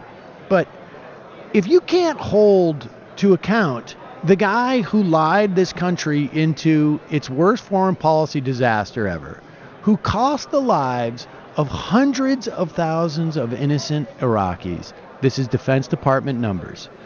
Other numbers go up to 500,000, close to 1 million, who caused a refugee problem, 2 million internal, 2 million external refugees, immigrants fleeing from their country, fleeing from where they lived. Obviously, continues to be destabilized today. I mean, if you can't hold this guy to account, and you need this guy to be the voice of reason, Jesus. All right. Gotta turn the page. In recent decades, public confidence in our institutions has declined. Our governing class has often been paralyzed in the face of obvious and pressing needs. The American dream of upward mobility seems out of reach for some who feel left behind in a changing economy. Discontent deepened and sharpened partisan conflicts. Bigotry seems emboldened. Our politics seems more vulnerable to conspiracy theories and outright fabrication. There are some signs that the intensity of support for democracy itself has waned, especially among the young, who never experienced the galvanizing moral clarity of the Cold War, or never focused on the ruin of entire nations by socialist central planning. Some have called this democratic deconsolidation. Really, it seems to be a combination of weariness, old times, frayed tempers, and forgetfulness. Old times there. And forgetfulness. I mean, I'm sorry. First of all, we're told that he wrote this speech. Okay? I mean, honestly. Because if this was really heartfelt, he'd have just been up there going like, I apologize. Sorry, I fucked up. I did all of the things I'm talking about. Like, all of what he's talking about were a function of his administration. Every single, if we brought it up on a little screen here, and we could do the bullet points, it would just be like, oh yeah, I remember when that happened. We could probably put dates to these things. Honestly, I mean, George Bush as a member of the resistance, I'm sorry. In like 15 years, it's going to be like, I don't know, Ted Cruz or some other monster that's only on like the horizon now, and Trump's going to be like, there was a time when we came together as Americans in a certain sense. Now you see a great deal of hostility. The polarization, I see, is unprecedented. It really is. It really is. I wanted people are going, well, to come Ted Cruz is so crazy. We need. Look, yeah. I mean, thank you, President Trump, for those considered words. You know, he didn't overtly say that white nationalists should plant bombs in places, and the current president does. There's a problem with bigotry. I mean, I mentioned this with Cenk. I remember one of the most harrowing experiences I remember as an adult was watching George Bush address the nation from the Oval Office, looking directly into camera and talking about how he felt bad about it, but he needed to promote a constitutional amendment to the Constitution, saying that gay people did not have the same rights as straight people. And but he said it civilly. Yeah, except he didn't say like I grab him by the sack or something. Maybe you should grab him by the sack. Maybe you should. But I will also concede that because of who can hear my voice, but I think frankly I would probably feel the same, the same if I was on, certainly I would feel the same way if I was on radio, and I imagine TV as well. That there's a certain, you can have your cake and eat it too quality to this. But people should not be holding this guy up, particularly on the left, particularly on the center left even. Because the center will, he's useful for Republicans. Let them use him. Right. But for the rest of us who didn't have the ability to hold him to account when he was actively doing this, when Barack Obama was president, somebody that nobody thought was just going to go off and, nuke North Korea, we couldn't hold George Bush to account. Don't stop trying now. And that's the only thing I would say. I mean, it's like, I'm sorry. This is, I'm not going to, it's not necessary for me and for the left to hold this guy in any regard whatsoever. And you shouldn't. I wanted to give him some props for not dancing like he did at the funeral for the Dallas police officer. Yeah, he didn't rock back and forth. I know those weapons of mass destruction got to be around here somewhere. What an asshole. But I mean, but don't you just think, though, that, David Frum is the obvious example, but I mean, people are idealizing the CIA in the context of, it supposedly being a bulwark against Trump. Like, I think that ship has already sailed for a certain set of the center and slight center left. Well, where they basically, it's just, and I think it has something to do with an over-focus on manners as well. Comey tweeted from his Reinhold Niebuhr Twitter account yesterday from West Point, and everyone was going crazy over it. And nobody remember, even him. I mean, how did the guy build his career? By luring Muslim teenagers with learning severe cognitive limits to go into fake terrorist attacks. It's essentially a major part of where he was. I agree, but I mean, George Bush is the prime example of this, right? Sure thing. Everything else, thing.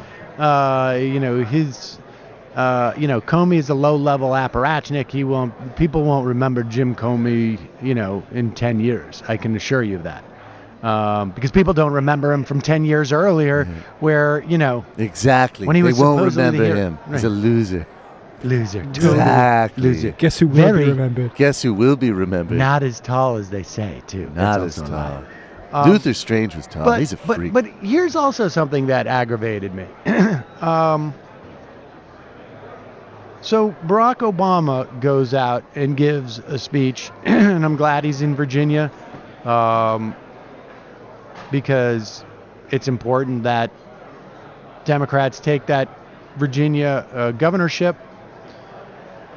But gosh, man. Can I just add, sorry, real brief. Yeah. George W. Bush did a fundraiser for Ed Gillespie last week, and Ed Gillespie has completely adopted the Trump playbook in Virginia. Yeah. So people should remember that, give too. Me a break. No kidding. It's very important people remember that. All right, so Barack Obama is in Virginia campaigning on behalf of Northam, who hopefully will win the governorship in Virginia. And so happy that he was doing that. That's important. Driving out the vote, very key. But listen to this segment of the speech.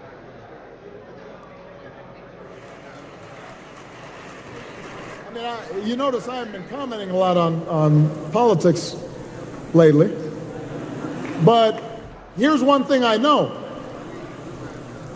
If you have to win a campaign by dividing people, you're not going to be able to govern them. You won't be able to unite them later if that's how you start. So Ralph Northam believes we should have an orderly immigration system, that we should crack down on criminals and gangs and put them behind bars. If they're not from this country and they're engaged in criminal act, they should be gone. He understands that, but he... Okay. I'm sorry. This whole thing of like you can't divide people. Yeah. You know, there's no red America. There's no blue America. Yeah, I remember that. I remember that speech from 14 years ago. The fact of the matter is we are a divided country. We are a divided country, and there is a large chunk of this country that, from the perspective of people who don't want to terrorize immigrants, who don't want to allow billionaires to amass massive fortunes, wreaking havoc down the income distribution throughout our society, in terms of allowing for the poisoning of our air, of our climate. I mean, there's a huge chunk of Americans who are just, they have a different program, and they are immovable. And I hope that if there is a mirror image of myself at a different conference of corporations that are looking to harm people for profit, and he's doing his little podcast, that he's saying, like, we can never reach those people. I hope that's the case, because it is. And to pretend otherwise is basically more of Obama's ideology and strategy and tactics and delusion that has put us in, maybe it's a personal delusion. I think it is, but maybe regardless. No, it definitely is, but whatever. Go ahead. Yeah. But we, the Democratic Party, the ability for the left to influence where we're going has been decimated. And, you see all this debate about the DNC. The DNC is, when Howard Dean ran the DNC, I'm not talking about his politics, but just sort of like the core competency and the sort of like measure of populism that was involved in understanding we need to actually staff offices in 50 states. That all was immediately shattered with Barack Obama. And so even in a moment like this, where there's Democrats who are looking to run in different states around the country. I met a guy last night who was talking about maybe running for state senate in St. Louis. And I was like, there's no paid apparatus for you to run. And Republicans have it. And that's just simply a decision. It's not like there isn't money for this. The Obama, as the head of a political party, was a disaster, and there's no debate or dispute about that. The Democratic Party lost literally 1,000 seats across the country during his 8 years, and the repercussions are huge. And so I don't know. I mean, I think like maybe for being in Virginia and for Northam that's going to work. Maybe it will. Maybe it won't. I guess time will tell. And if Barack Obama felt like he had to use that as the mechanism to get a Virginian win there, but I'm sorry. I still also remember when Barack Obama said, "I got this. Don't worry about it." He was talking about the 2010 election. Not in a limited context. Fuck yourself. He's talking about the 2010 election. Fuck you. Let's go to the phones. You're calling from a 651 area code. Who's this? Where are you calling from? Your man, Tim Black. Rachel Maddow, I'm sure you've heard about the Russian collusion. You've heard about how Donald Trump supposedly was boosted by the Russians, how the Russians put him in office. Russia. Not even acquired the website Russia.com. It's 3 Russians. Hey, that's my joke. That's my Team joke. Obama. Is that your joke? Information Well, I did regarding right-wing Russian Mandela, collusion. and I went, here's Rachel Maddow's show. Russia. Hillary, They lesbian, wanted to get some Russia. uranium so they could build more nuclear weapons. All right. Well, thank you. I appreciate that. I got excited we for a probably second. don't have time for calls. I think I don't think we're gonna have time for calls today.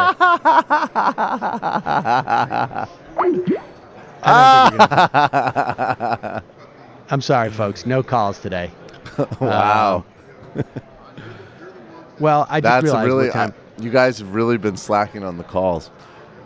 Except for I thought Anthony Scaramucci's call was pretty amazing. That was pretty good. No, that call was pretty good too. It's just I just realized it's almost 2:00, and I want to get to You some have like IMs a and go through finite couple amount of sounds. time on planet Earth, Yeah. and you don't want to hear Tim Black. That's right. So yesterday, Richard Spencer was at the University of Florida with $600,000 worth of security, and he about half the room was full. They seemed to cordon off all the seats in the first half. I'm not sure if that was by design of the audience or what. And here is some video and audio of how Richard Spencer was greeted by the other half of the room. This is not safe for work, folks. I guess it depends on where you work. But here he is. He walks out, and here's the audience.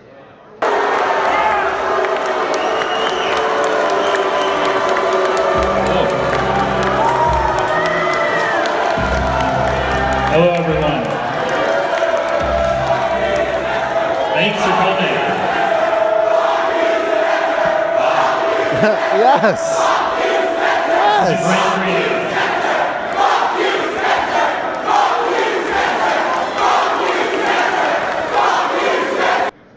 Fuck Now, you I don't forever, know, dude. I don't know if that continued throughout the entire speech, but that would have been awesome. No, but that's traveling. Fuck you forever. It's awesome. They were saying that just because their friends don't hang out with them anymore because they went to a Richard Spencer talk. Oliver Tambo told me I should give Winnie a second chance. I said, fuck you forever. I could take 31 years in Robben Island, not another week with that broad. Fuck you forever. Now, do we know, was it the university that covered the expenses for security? Are we? I imagine. Right. Yeah. And who else would? Well, apparently, I saw I'm sure reports it's that additional they got to decide which journalists were allowed in there at that moment. Which, I mean, it's just like really the free speech elements of this is just. Well, the John Kelly stuff was also. Can we let's play some of this John Kelly stuff now we're talking about. I mean, yeah, this is.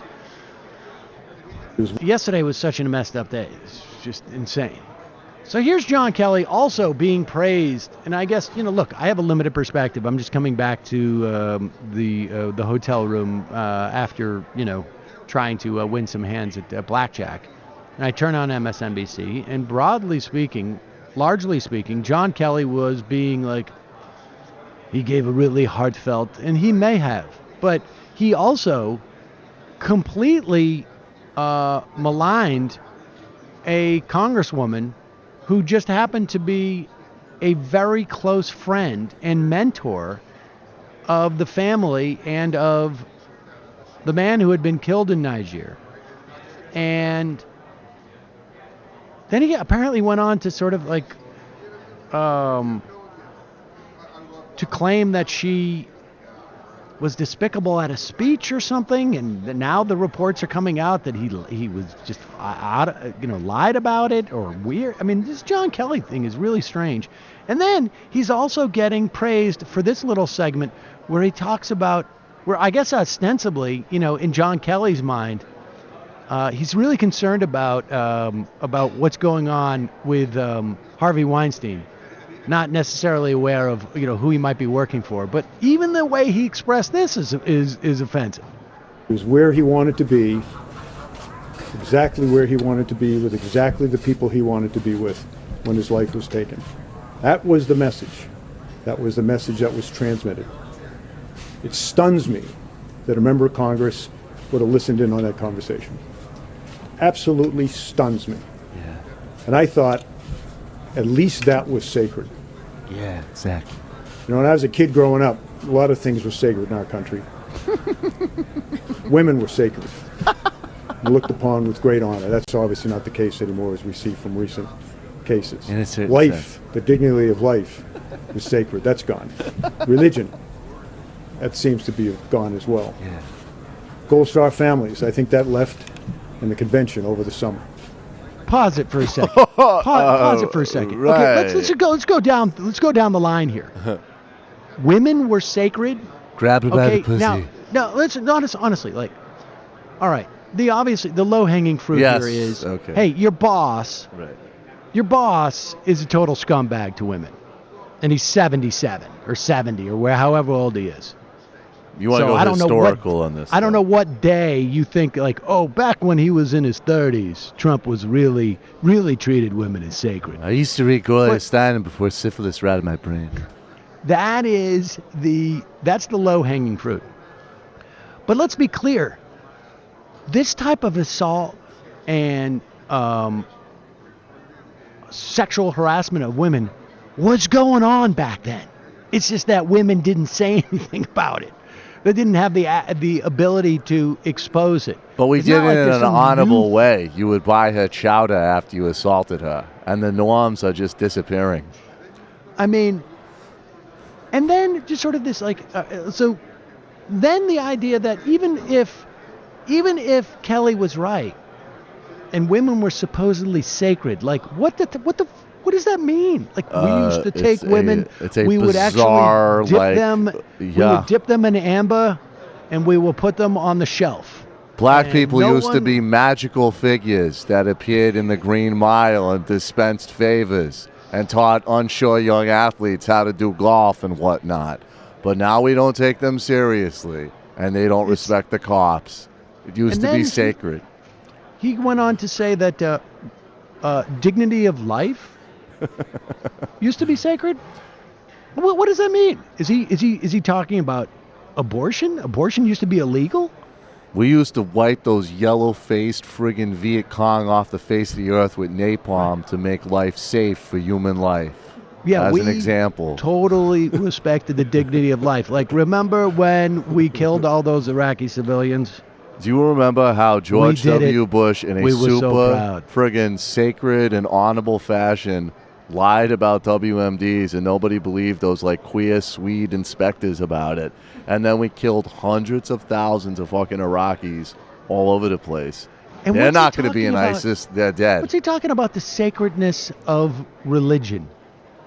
Is John Kelly really getting up there and starting the war on Christmas with us? I think religion is pretty innately sacred over there, mind, brain. What part of this are you not getting, Jew boy? Is he talking about it used to be where we respected the church enough that we would not tell on priests who were molesting children? When I was a kid, it's like Bobby open season. McFinnigan got tag teamed by two priests. And no one in the neighborhood said anything about it because we respected the church. Now it's open season. You can just I got expose molested. any- I got abused when I was 11. I guess now I personally have the right to reverse thousands of years of human history and destroy a great institution because Father McFinnigan giving me a handy is such a big deal. What a narcissistic culture. And let me just add, too, this scumbag oversaw the DHS when ICE started to make it illegal to basically be here with your family. I mean, because we used to think families was sacred. We would say, "Hey, you listen to me, you friggin' Guatemalan wetback." I found that the families were no longer sacred. So I told the ICE officials, "Hey, you know how you've been going after those hardened criminals? Well, guess what? Happy birthday. You can just go after moms." Yeah, you don't got to worry about someone that might have a weapons depot that they're hiding cartel business in at some like friggin' underground bunker somewhere. You could just go to a chick and say, "You're no longer going to see your family anymore. Back to El Salvador." Or, hang out in front of a courthouse. 10 out of 10. Good job. 10 out of 10, guys. Good job. But, John's right. Nothing's sacred anymore. Unbelievable. Did you ever see Bagger Vance? We used to respect black people in this country. They were magical beings. They were sacred. All right. Alex Kapp. Cenk is an example of why progressivism stagnates. First of all, it's all just talking points. Second, and this applies to many liberals, but let's think of things that people like Cenk don't think are uncrossable lines. White supremacy, Nazi apologia, his policies on global warming, the racist travel ban, being a sexual assaulter. Things people like Cenk do think are uncrossable lines. Being mentally ill, being a maniac, being crazy. I don't get it. I'm not sure I totally follow what you're saying. I am Jimmy Sullivan. Can I ask something quickly? If we shied away from talking about people like Trump being mentally ill and stayed away from that verbiage, but is it fair to say that he has like a personality disorder, which is dangerous for the public? Like, I think it's... I mean, there's no way to not talk about Trump that doesn't acknowledge some of his unique mental properties. I think mental instability is the best. Okay. Because people with mental illness, if they're being treated, are stable and productive and whatnot. Right, of course. I don't know if Donald Trump is being treated. I don't know if he actually has a clinical. I'm not capable. I'm not capable of making any type of clinical diagnosis. But I feel like mentally unstable seems to be a fair assessment of the issue, and it's not a mental instability is a description of what he's manifesting, as opposed to a condition that he has. That's true, but I think that what is upsetting people is that most mental, things like dealing with depression or anxiety or schizophrenia are things that can really marginalize people, and they're internally suffering. They're not a threat to the public, right? I think with Trump, it's like, it's not even just the instability, it's the specific things that you focus on, like, plenty of people who deal with mental illness have a tremendous amount of empathy, right? Like, I think that, like, sociopathy, personality disorder, like, there's things that are specifically malignant and maybe even more specific than just unstable. Because even unstable, you could say, okay, someone's unstable, but they could still be very compassionate and aware and intelligent. I don't know. I'm just trying to cover all bases here.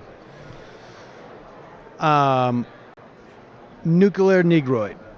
Wait, I am Jimmy Sullivan. Any scuttlebutt about a global warming class action against Exxon and others using the cigarette strategy? That is, they knew all along their product was harmful and yet actively engaged in the disinformation campaign to everyone, including the stockbrokers. Have a good weekend.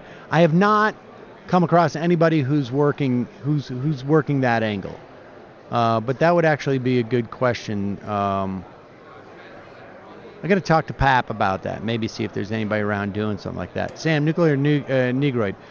When the new budget cuts $1.5 trillion from Medicare and Medicaid, what will that mean for recipients? Will they get less care? Will they have to change eligibility requirements? I'm curious how this will be implemented. I'm not clear if they've actually even come up with a way in which that'll be implemented. But I presume what it'll be is block grants, and that just don't account for any type of expansion of population, and then states themselves will create ways in which they will work within the limitations of that money, which would be maybe eligibility requirements get more intense. Maybe there'll be less care. I mean, all those things are probably on the table. They haven't worked out the details of that. BS establishment Democrats have done more for the working class than Republican agenda. So when people refrain from voting for Dems or for Republicans, they can just suck it up. The left does this strange switcheroo when critiquing Dems on their policy positions in a vacuum, and then claiming that's why they can't beat Republicans on the merit. If they want radical change, establish residency in a rural state and vote for the better of two options. Sam, I'm going back several days, but you see Larry Flynt offered $10 million for information leading to Trump's impeachment? Who do you think called first, the kids, Melania, or Trump himself asking if resigning counts? There's a lot of things that I've done in a certain sense. How perfect would it be if Larry effing Flynt saved us from our Trump mayor? Epish. Of course, Cenk said the Wisconsin John Doe investigation was just a bunch of stupid emails, so he is no friend to the left. He's perfectly aligned with criminals like Ron Johnson. Also, can we agree that we aren't allowed to say the establishment on the left? Effing capitalists. Cenk is just like Jimmy. He thinks the DNC runs the effing universe. Libertarian. Why didn't Feingold win? Because 200,000 ballots were suppressed. Right. Also, Hillary for America refused to get out the vote in Milwaukee and instead targeted Johnson voters, mostly because they never understood the voter suppression here wouldn't reward GOTV in Milwaukee as much as the suburbs. Yes, right. And this is my point, is that there are some core competency issues with the Democrats, right? Like you have ideology here, and then you have core competency, like making sure your voters aren't prevented from getting to the polls, right? Or that there isn't, there aren't restrictions on them that are so restrictive that they can't get to the polls. How did that break down from like Bill Clinton, Barack Obama, in that sense, knowing what they were doing, to like this Hillary campaign? I don't know that they did know what they were doing. Campaign result-wise, they did. Well, yes, they did. I think, first of all, Bill Clinton got 45% of the vote. Okay. In which in 92? In his first election. Because 18%. Running as an incumbent. Yeah. Okay, so you got 45% of the vote. Mm-hmm. So I don't know if Bill Clinton could get 52% of the vote. It was also, a different era. Yep. Barack Obama was an incredibly charismatic candidate. And his operation was better, but the breakdown was that Clinton's people believed in modeling too much, right, and didn't actually put people on the ground. And I think, look, there's just been, it's not a sexy issue.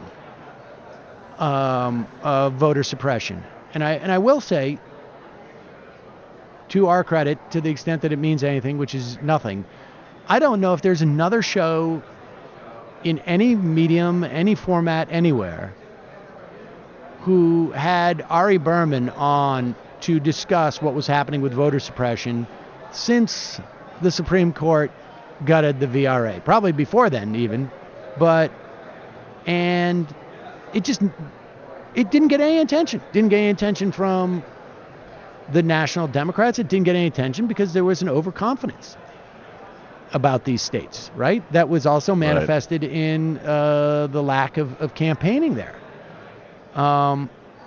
And maybe a lack of understanding of just how severe this voter suppression was. I don't know why that would be the case, because it was coming out literally in court cases. Oh, well, I mean, I don't want to go do a whole Hillary thing, but she's still more focused on, Russian Facebook ads than voter suppression, even in this new rebirth. So there's obviously some type of problem there. And the one thing that Perez said when he ran for DNC chair was that he was going to put voting rights at front and center and get specific task force on it. And I don't know that they've done that either. Yeah, I don't know. I mean, I think Holder and Obama are working on those things, but I think they're working on it from a legal perspective. Yes. And I think there was a very good point in the Ari Berman piece in Mother Jones, and we'll talk to Ari about this next week, that the left is going to have to go on the offensive, that simply trying to pursue this through the courts at this point is becoming harder and harder, because the moon is in the middle of Lake Michigan, and but you're going to actually have to get people on the ground and create systems like the functional equivalent of the ACA navigators. You're going to have for voting rights, which is pathetic. It's pathetic, but it's necessary. But necessary. Yeah. Ernie Sandwich, campaign finance reform works better with the youth. Democratic Party deliberately didn't reach out to the youth, and they didn't show up. Deliberately? I don't know. Yeah, I don't know even what that means. Tell it to Lawrence Lessig, who entered the Democratic primary with, I mean... I like Lawrence campaign Lessig, finance but it's reform not also, a good campaign. I know.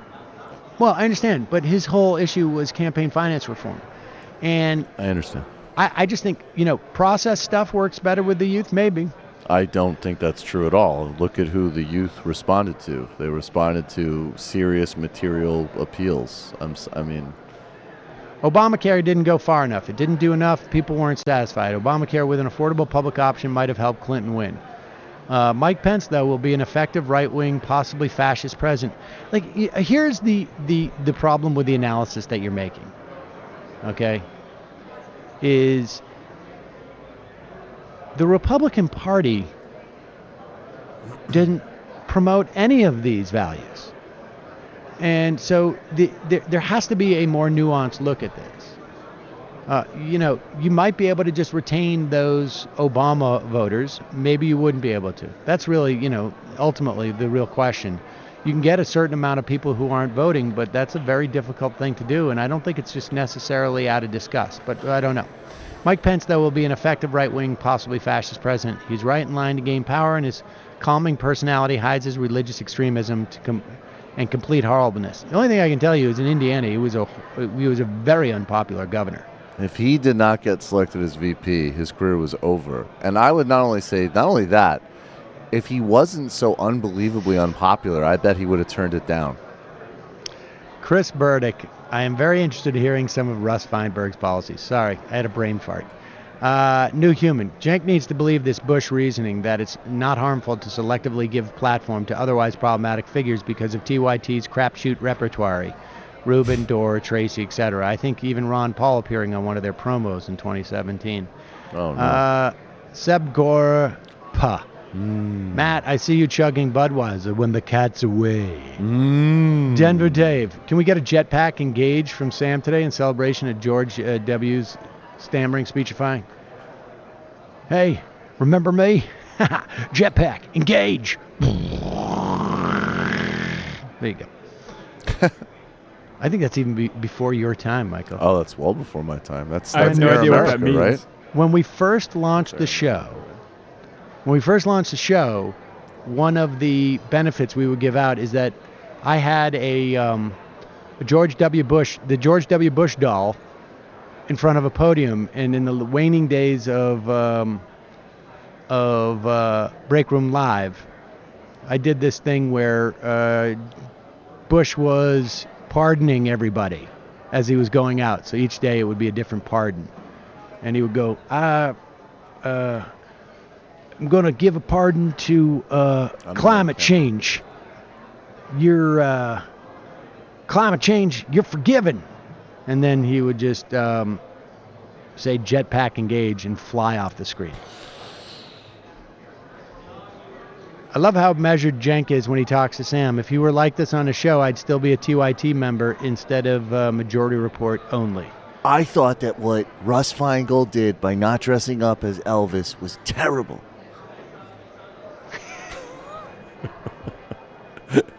Such a fucking instigator. You. Yes, I'm sorry, but I mean, Yeah. I love Cenk. I'll do. I love how you build in the qualifier. critique to your own to what you're doing. I appreciate that. Well, I have some self-awareness, but at the same time, I have to say, like, Russ Feingold losing because he didn't dress up as Elvis anymore, for me was a bit of a, yeah, right.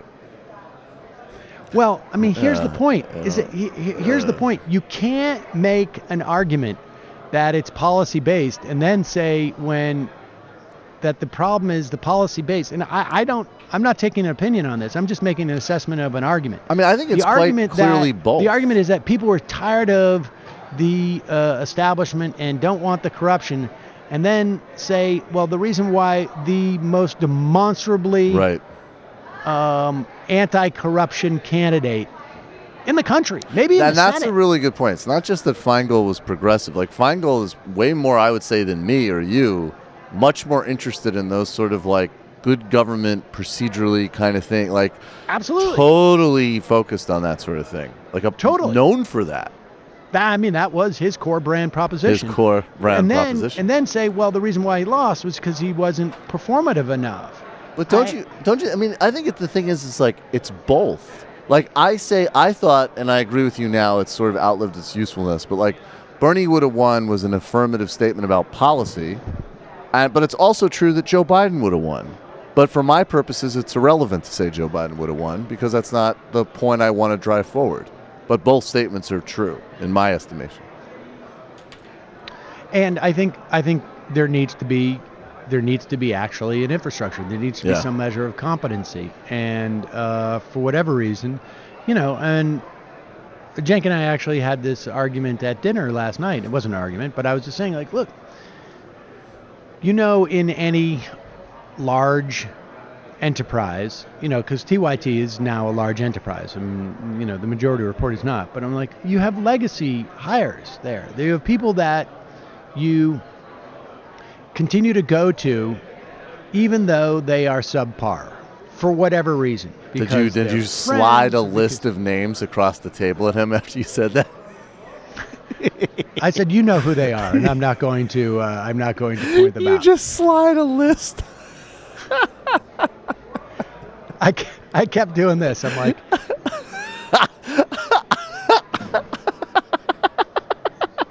as I was talking, he's like, I can't. He said to me, he said, I can't see you. Why do you keep putting your hands in front of your face? I'm like, oh, nothing. But the point being that that there is atrophy and there is waste in these entities, and if you do not have enough money, it can become a problem to have 20% of dead weight or ineffectiveness or whatever it is. I mean, so it's just there's a lot of different problems, and to say it's one thing is, I think, misses the point. But whatever. However, I will say this, as Ron Wyden says, there is no magical growth fairy. Here is Ron Wyden talking about the tax cuts that are coming down the pike. I don't know if the budget has been ratified or has been voted upon, but this is just setting up tax cuts. Here's Ron Wyden. Driven by partisanship and reconciliation, which is why I want to strike those instructions. What's actually on paper, not what's said in the speeches or in sound bites and the like, what's on paper is the Republican plan doesn't close the most egregious, enshrines them as permanent features in our tax law. That's contrary to what the president said he wanted to do, and it certainly isn't a tax recipe focused on the middle class. Now, one of the individuals that has been most out in front of the cameras selling the Trump tax plan to the public is the Treasury Secretary. Good. Now, a few weeks ago, the Secretary doubled down on the failed experiment that tax cuts pay for themselves. Now, forget the history that shows that isn't true. The Secretary Mnuchin said that the Trump tax cuts won't just pay for themselves, they'll raise an additional $1 trillion in revenue on top of their own costs. The fact is, Mr. President, there is no magical growth fairy, no unicorns, no kind of growth fairies that are going to somehow spring to life if this tax cut plan becomes law. I mean, I still am bewildered by, Wyden's right, but I am bewildered by the failure of Democrats not to say the words, "Look at Kansas." We have seen this play out. This experiment has played out. Arthur Laffer, one of the architects of this theory that the more you cut taxes at a certain point, the more returns you get because it creates such growth. This whole dynamic scoring theory, the whole supply side economics theory, was basically full on. Kansas became ground zero for this experiment under Sam Brownback. And in 2012. And by last year, the Republican-controlled State House rolled back all of it because it was such a massive disaster for the state of Kansas. Sam Brownback was literally made ambassador to the ether so they could get him out of there so he wouldn't be a political lightning rod for this tax battle. He is now, I kid you not, the ambassador to religion.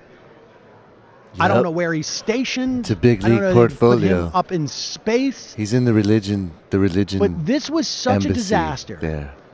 It did not create jobs. Every state around the state of Kansas destroyed Kansas in terms of job growth. It did not expand the economy. It caused, and revenue decreased by as much as they cut taxes. That's weird, but it's true. And they had to destroy their educational system in Kansas. I mean, it has been a disaster, an unmitigated disaster. Wow. And it's literally like, I don't know, that Marshall McLuhan moment in that Woody Allen movie where they're arguing about what Marshall McLuhan says, and Woody Allen says, I have Marshall McLuhan right here, and just pulls him out of anywhere. I mean, like, every time the Republicans talk about cutting taxes, driving, more revenue, they should just literally pull it out. Well, actually, I have Kansas right here. I have your entire experiment right here. And it is an abject failure. A lot of people say that Sam Brownback looks like a dim-witted Undertaker, but at least he doesn't sound like Donald Duck, Ron. Donald Duck guy. That's my nickname. Slippin' Jimmy. And there is a fairy unicorn, my dad. Slippin' Jimmy. Great interviews and info about the opioid industry, organ donation, and debt collection, but I'm wondering if you ran into anyone doing a class action suit on the floor wax or grocery market industries. I got a couple ouchies. Jiz Garzley. Thinking of chasing the scream, isn't it not simply just the easy access to opioids at the heart of the problem, but a much wider and deeper problem of social alienation and economic destruction of these rural areas suffering from the crisis? I'm all for prosecuting these corporate criminal drug lords, but don't we also have to talk about giving these people their rat park as opposed to being trapped in their stark, empty cages all day? I think that's why you see different pockets of intensity where people are more vulnerable to this type of stuff, definitively. But the reality is if you give enough of these enough people opioids, one of the most addictive substances known to man, that you're going to make a lot of addicts. I mean, I do think that people living in poor and desperate areas are far more susceptible to it and feeling bereft, far more susceptible to it. But these people were given this highly addictive substance by their doctors. And put them in a position to make it very easy to prey on their vulnerabilities. So I think I don't think they're mutually exclusive. Henry Wallace, George Bush bravely condemns eating poop. Theodore Cuxtable, Sam, I am the show asking about the Browder testimony in the Magnitsky Human Rights Act. Did some research, and I think there's a clear, publicly visible link between a Trump memorandum delegating Magnitsky Act powers to Secretary of State and Secretary Treasurer and the desired outcomes of Russian oligarchs. I think the actions Obama took in late 2016 against Russian assets in the U.S. were because of the Magnitsky Act, and this administration may be trying to undo them. Not sure how far this rabbit hole goes, but it made me reconsider the gravity of the situation with Russia. I'll try to do more research. Thanks, peace. Thank you, I appreciate it. Censor sweep. Seriously, though, F. Obama. Communist dog. Sam, you could have had Matt download Impossible Dream song from the 1972 Man of La Mancha and play it every time someone says Doug Jones stands a chance of beating Roy Moore. Attorney Andrew, I can't wait for the President Bartlett Twitter account 2025 praising Donald Trump for his criticism of President Roy Moore's kill all the queers policy. Twisted Akosi, can ponies be Marxist? A Square. Sam, we may not recover from the damage to all the institutions caused by this hideous, horrendous, horrible pack of miscreants and psychopaths running the country, but if we have a chance, we must not forget who Bush was and is and how he got here. I agree. And that this light alignment with neocons and right-wingers like Ruben Kristen Frum must be short-lived and always jaundiced eye. Meant Crystal. Hope you're listening, Chris Hayes. Chris Hayes Indeed. and the whole goddamn cabal of them. The dumbest part of DNC not staffing 50 states is that most of the red states are the least populated and therefore the cheapest to run. Jay Tingle. So Kelly has confirmed that Trump was lying when he accused Representative Wilson of fabricating her account of the phone call. He feigned being appalled that Wilson listened in on the call, then admits he was listening on the same call. And now the New Yorker is tweeting like that this is what a military coup would look like. Well, I Women was just indeed, trying to be sacred. Religion gone. Kelly lives for a time when virgins were sacrificed upon an altar. Calvin B.W. Bernie isn't speaking at the Women's Convention anymore. He's going to Puerto Rico. I'm betting some third-wave Dems say he's sexist. Yep. What happened to that convention? I don't know. It was just another dumb story. I didn't even know he wasn't speaking there anymore. There was a change.org petition about it. Wow, that sounds really weird. Him not speaking there? Seriously? Yeah. People are out of their fucking minds. Jesus. Well, some people thought he was headlining it, which was not true, but he was speaking on opening night, and now he's not. And actually, I noticed that one of the, I think the head of Emily's List who sent out some dumb tweet about him not doing it, like, she had Bill Clinton headline some of it. Yeah, fucking It's Bill such a great, Clinton. It's like, yeah, Bernie Sanders, get out of here. Hey, Bill. Hey, hold on 1 second. Let me just talk to this assistant for one more minute. Women's convention. Women's convention. I'm there. I think yes. Yeah, I'm gonna think. Let me think on this. Can do. Book Can it. do. Usually, I charge about $500,000 to talk about a uranium deal in Kinshasa, but a women's convention, I'll do a fifth of my rate, and I'll harass 3 of your staff.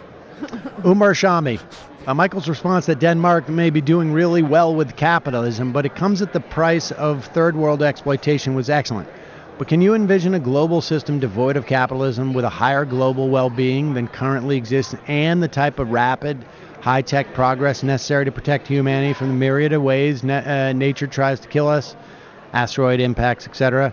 And could this hypothetical society exist without fundamental changes to the way human beings behave, the likes of which the show has routinely and correctly mocked libertarians for? Also, couldn't your criticism be addressed not by eliminating capitalism, by ramping up socialism on a global level? You're going to have to answer that on Monday. We got to get Well, let Jamie 12 has questions. a quick thought on that. So Can you wait before you go to the tables? Short answer is yes. We have to. There has to be something better than what we have now, because what we have now is not working for the vast majority of humanity. Oh my God, that sounds so weird. I'm sorry. Check out brain plasticity. I'll answer more on Monday. Point by point, line by line. How dare a member of Congress who was accompanying a widowed constituent to receive her military husband's dead body listen in on a call that was put on a speaker? How dare she publicly respond to the callousness of the president's sympathy call? You know, it used to be sacred. There used to not be black chicks in Congress. Yeah, exactly. Glum bucket. Also, women were sacred in the Marines, who could stalk them online and rape them in the barracks. Right. Contagious chameleon. What sea change is Cenk talking about? Is Medicare for all in California, legal weed in the southern state, a socialist house, or rep or governor? Anything actually big is going to rework the country. California secession, constitutional convention. We need left infiltration of the Dems and a large left front outside the party. DSA is 30,000. Galaxon. What is MR Crew? I can't listen today because I'm... what it is... MR Crew, I can't listen today because I'm currently teaching. Today is my birthday. Can I get a toot from that sweet goat horn? Thank you for all you do and keep me sane. Left is best. Left is best. Hey, MR crew, mainstream MFLE. So with all the corruption going on, all the moons falling into Lake Mission, so to speak, what the hell are we supposed to do? I mean, Democrats can't even effectively run decent campaigns and appease their base, let alone voter suppression. Well, seeing as though you already touched on the subject of voter suppression, I guess my main question is, what's your stance on the Democratic Party, progressivism versus liberalism aside? Are they being effective campaigners? No, and I think I addressed that earlier too, right? We have an ideological issue, but then you also have a real problem from a core competency. Chris LaPlaco, Tim Black was making some really good points about the Uranium One deal. You couldn't handle it. You can't run from the truth forever, Sam. Oh. Not Kelly. This show has really gone downhill. Low energy, sad. There's a whole series on corporate tax cuts not creating jobs ever on TYT Network Investigates you could easily look into. Not Kelly. Get the joke? Oh, not Kelly. Oh, yeah. I see. I'm actually getting those from those folks, and just been a little busy on the time. Occam's razor, Isha. In August 2016, Wisconsin deliberately ignored a court order on voter ID laws. The margin was so small. Is it possible voter suppression had a bigger effect than Russ Feingold not dressing up as Elvis? I would say yes. Raquel. Hey, Sam, my buddy told me the story of Buddy Dwyer yesterday. We were listening to the Filter song. I had never, ever heard of it. Mind blown. Is Buddy Dwyer the guy from Pennsylvania? I don't know. I'm not sure.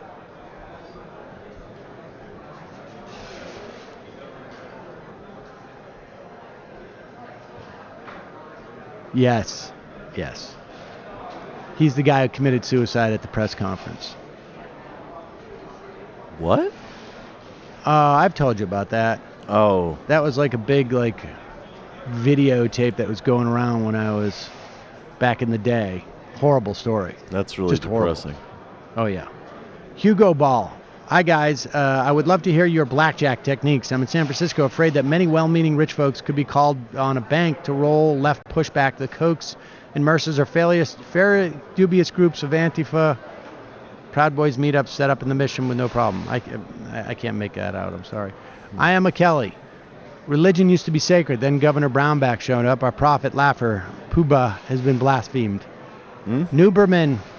Sam, while you claim 2016 was mostly suppression, Dems, according to an August poll, are perceived as more corrupt than ours and even Trump. A large part of this issue with Dems is performative. All right, you said it's a core competency issue. Maybe we don't disagree. It's all of the above, man. And part of core competency is dealing with voter suppression. And actually, I think if you had a national campaign on voter suppression, you might correctly start to shift the proposition that Republicans are incredibly corrupt. As an example, they engage in mass voter suppression. Could have ancillary benefits. Right. Falcon 7. I support both Majority Report and TYT. Both of your shows have drawbacks. With MR, it's having Kelly and Kelly Lights, like Miss Isabel Gillies. Ooh. Wow. Those are fighting words. Ronald Reagan. Death of soldiers in Nigeria seems pretty obvious to me. They died for our freedom. I mean, look, there's two different questions here in terms of those soldiers. And, we'll get into it more next week. But one is, why are they there? Okay? But two is, the story of how they died, as far as I can tell right now, is unbelievable. I mean, if there was an ounce of integrity by the Republicans, they would be investigating the hell out of this. Trey because Gowdy. those four guys, they got completely left out, hung out to dry. Yeah, it's really horrible. Jamie Gorlick, send her an email if you want to talk to her client who's in charge of opioid epidemic, Kushner, or their other client, Cardinal Health, one of the three primary corporate opioid effectors. I got 2 responses back before she shut down. It is not a conflict. It is a feature. Gorlick is a horrible person. Yes. Pervy. I'll speak at the women's meetup, pro boner. Pervy Bill. Oh, that's pretty good. Skin line. And Bonara, Sure. simple question, Sam. Can you quickly define in a sentence to how mankind should organize itself from ecology up to individual action for the best results? Yes. Well.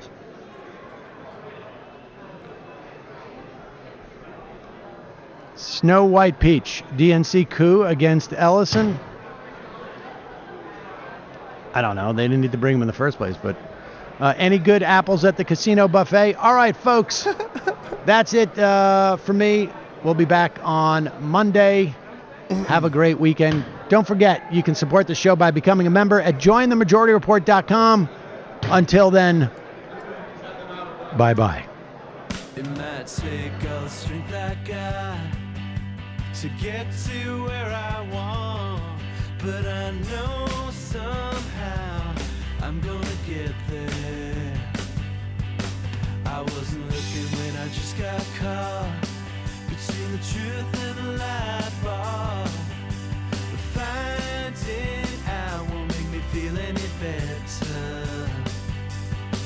Yeah, I know the clock is ticking, but the meds are gonna kick in, and my pilot light shining bright. I get somewhere.